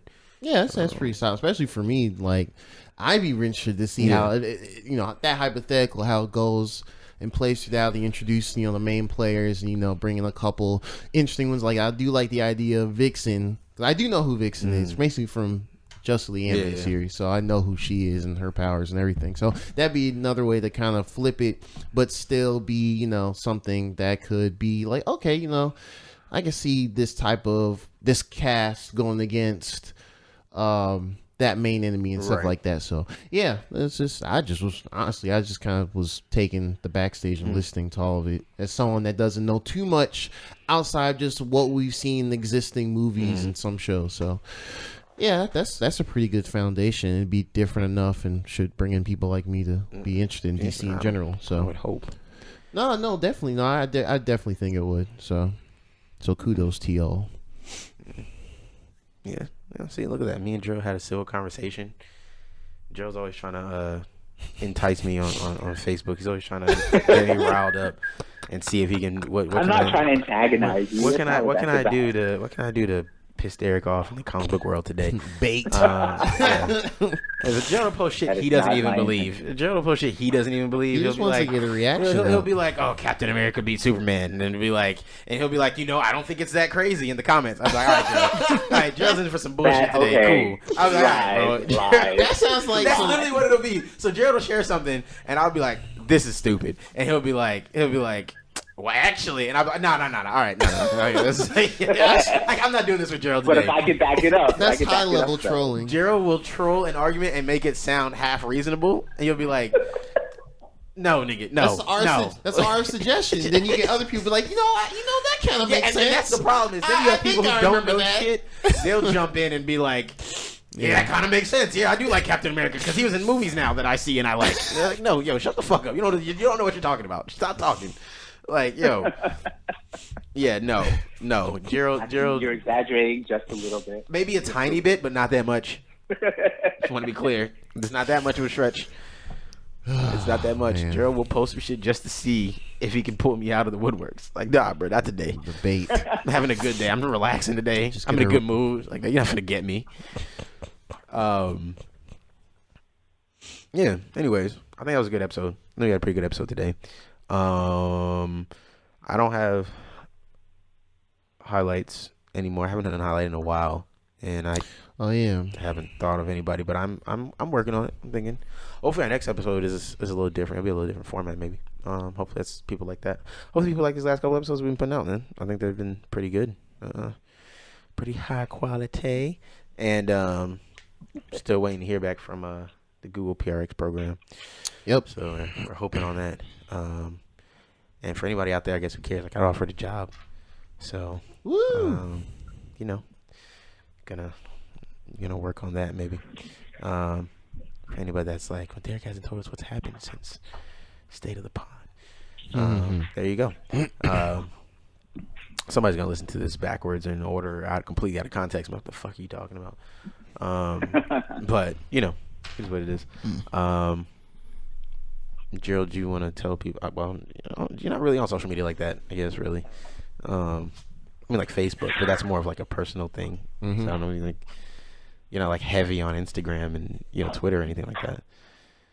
No, I have nothing to promote. Nothing to follow. You don't got any promotion? Any restaurants you want to promote in the DC area? Anything like that? Any of the hot nightclubs? Any of the scenes? The Smithsonian's. I mean, DC is always changing, so it's Smithsonian. So, you find whatever you want. So I don't have a specific place that I'm pointing people at, but it's a great city. I do enjoy it. Gerald. Do you guys make these into videos? Like, do you, some YouTubers or some podcasters put them on YouTube so you can see the interaction with people? Yeah, not yet. A couple of We haven't done it yet. Not yet? That's one of my goals this year, which got blown up, with my whole job situation, was to have a camera by my birthday this year in order to start recording, and we actually put videos on YouTube. But our interactions now, our integrations now, we should be able to push the audio with just a still picture of the podcast logo. Those should be pushing automatically to YouTube, and I can't figure out why it's not doing that yet. So I have to figure that out. But I mean, yeah, it's going to be audio only. I'm trying to push it to YouTube, but it'd still be audio only for now. And then once I get a camera set up and established, I want to do it like that. And originally I wasn't going to do it because we don't this. Our setup isn't bad, but it's not pretty to look at. You know what I mean? It's not it's super nice. You know but that's what makes it great, because then you can see the evolution of the video. And that's what I've been thinking about now lately, as I kind of went into it, I was like, oh yeah, but people can see us grow from these Walmart foldable tables to a real table or a real studio sort of setup. And now we have the image in your I'm head. not joking. These really are Walmart foldable tables. They're not bullshitting. Hey, man, the chair's sitting on some bullshit. It is. Ian's chair's some bullshit. My chair is really some bullshit. My chair's some bullshit, but it's the least bullshit out of all the chairs, I guess. See, Ian got the support though. He's smart. Got the that is a regular pillow from my couch, bro. Hey man, by any means necessary. I'm saying, I didn't do something like that. Shoot, you see me. You had to get up to stretch in the middle of the podcast, bro. 20 minutes in this, bro. It's hard out here, dog. I'm just saying, taxing on I your don't complain. and that's before we still got to upgrade the audio interface so we can actually have it's a process. Multiple people going. We got to get our drops back and shit. It's so much shit that we got to do. I don't know. It's a process. It's a lot. We're climbing, but yeah. I mean, video is in the plan. It is in the works, but it just hasn't. Haven't been able to get to it yet, man. It's just been. But if we get in this Google PRX program, the budget is pretty high. We could get all this stuff. We get a really nice camera, have it set up in the corner right there to record all of us doing everything. Get a better table in here so that everybody is visible around the table, and do it like that. Could probably even do it where the camera maybe sitting right here. I don't know. But yeah, I mean, it is in the plan. It is in the plan. It's in the works. It just haven't gotten quite there yet. But yeah, for sure. I definitely want to push to YouTube. I think people would enjoy seeing a lot of the stuff we do too. Especially because Ian laughing is kind of infectious. So when he yes, it is. So when this nigga just started laughing, it's hard not to want to laugh too if you see his face. Yeah. And so I feel if people saw it, they would get even if we're telling a joke that's an inside joke, people kind of they're still gonna want to laugh, even if you don't necessarily fully understand why it's funny. You're still laughing. My laugh is pretty basic. It's infectious, bro. You got an infectious laugh, bro. You got to laugh to make other people want to laugh with you. All right, whatever, man. There you go, bro. Whatever makes you happy, man. Just accept the fucking compliment, nigga. God damn, bro. Got about your laugh too, nigga. I can't call this nigga a good producer. I can't call this nigga famous. I can't call him nothing. I'm not famous. But this nigga is. But I can't even compliment on the nigga laugh. Okay, here's our shot. I got a regular who our shot of this for the day. Shout out to our boy Omar Major 7. He has the intro track to DJ Khaled's latest album, Holy Mountain. I played it when produced that? He produced that. He produced that with DJ Khaled. Not so he not was like there him. in the stew with him? Yeah, so not my like God. and Wikipedia. I haven't had to talk. I haven't talked to him or anything. Wild. But he has writing credit on the record too. He So, was up to something. yeah, Dude. That's so that crazy. nigga really glowed up. That You know what I shit mean? slaps, man. And listen, bro, First time I heard, I was like, I need to upgrade my speakers right now. Yeah, My Holy car, Mountain holy is crap. nasty. Yeah. That's his record. Quite the intro track. It's not him and 10 million other producers. It's him That's and DJ Khaled. That's you know what I mean? legit. Yeah. So they really cooked up something nasty, and that's crazy. And Omar, like, hopefully he's not too famous, and one day he can come and sit with us for like half a minute, before he has to get on a private jet to go with like Diddy. But like, hopefully he can come in here and talk about his story, man, because he's done some really like inspiring type shit, and like, yeah, I mean, just the fact that he made his way into like the Rock Nation brunch, and now we're like half turning in. Now this is the half of our podcast that it's like half Joe Budden because we like music and we talk about this shit. But yeah, like him working his way into the Rock Nation brunch, like to me that is like inspiring. Like he literally went out there and was like, I'm just gonna try to get in, and then did it. You know what I mean? Like I just know I would went out there like I'm trying to get in, and I've been like, yeah, I tried. It kind of got to the door, and I'd be well. He actually went out there, no invitation, and got it like insane. Yeah, so it's inspiring to have somebody close to you that is He on Genius working that That's a hard. credit. That's legit. Yeah. Major 7. That is working that hard, bro. Like, yeah, it's crazy. It's insane to see him. So shout out to him. You gotta go listen to TJ Khaled's new album, Father of Rashad. I feel like that was way too to not get paid for it. So I'll be sending a bill to DJ Khaled. I expect Well, Mr. Khaled, I expect to receive my payment. Mr. Khaled. Mr. Khaled. Send it to Rashad, actually. Mr. Rashad. He got to learn how to sign checks anyway. She probably For already know. he probably already knows. Yeah, right. Know. Right and left hand. Got his In own. lieu of me promoting your father's album in your name, I would be expecting my payment, $10,000. There we go. A cool just a 10 little light something G's. from you. Cool 10 nothing G's. crazy. Can you really? You don't know the power of the 50 people that heard me say, "Go listen to your album." That's a lot. You don't know who that might be. So, hey, The right person. hey, I might have said it to the right person. You feel me? Anyways, but yeah. So shout out to Omar. Omar's our shout out, and hope we get some different people on for shout out. This month is mental health awareness month, so I think we're gonna focus on that next week too. Yes, before the month is over. Yeah, I want to focus on that. It's a good idea. Like I said, there's a lot of interesting topics I could bring up with that. I really have a big show planned for next week, but it may or may not work out, so we'll see. But anyways.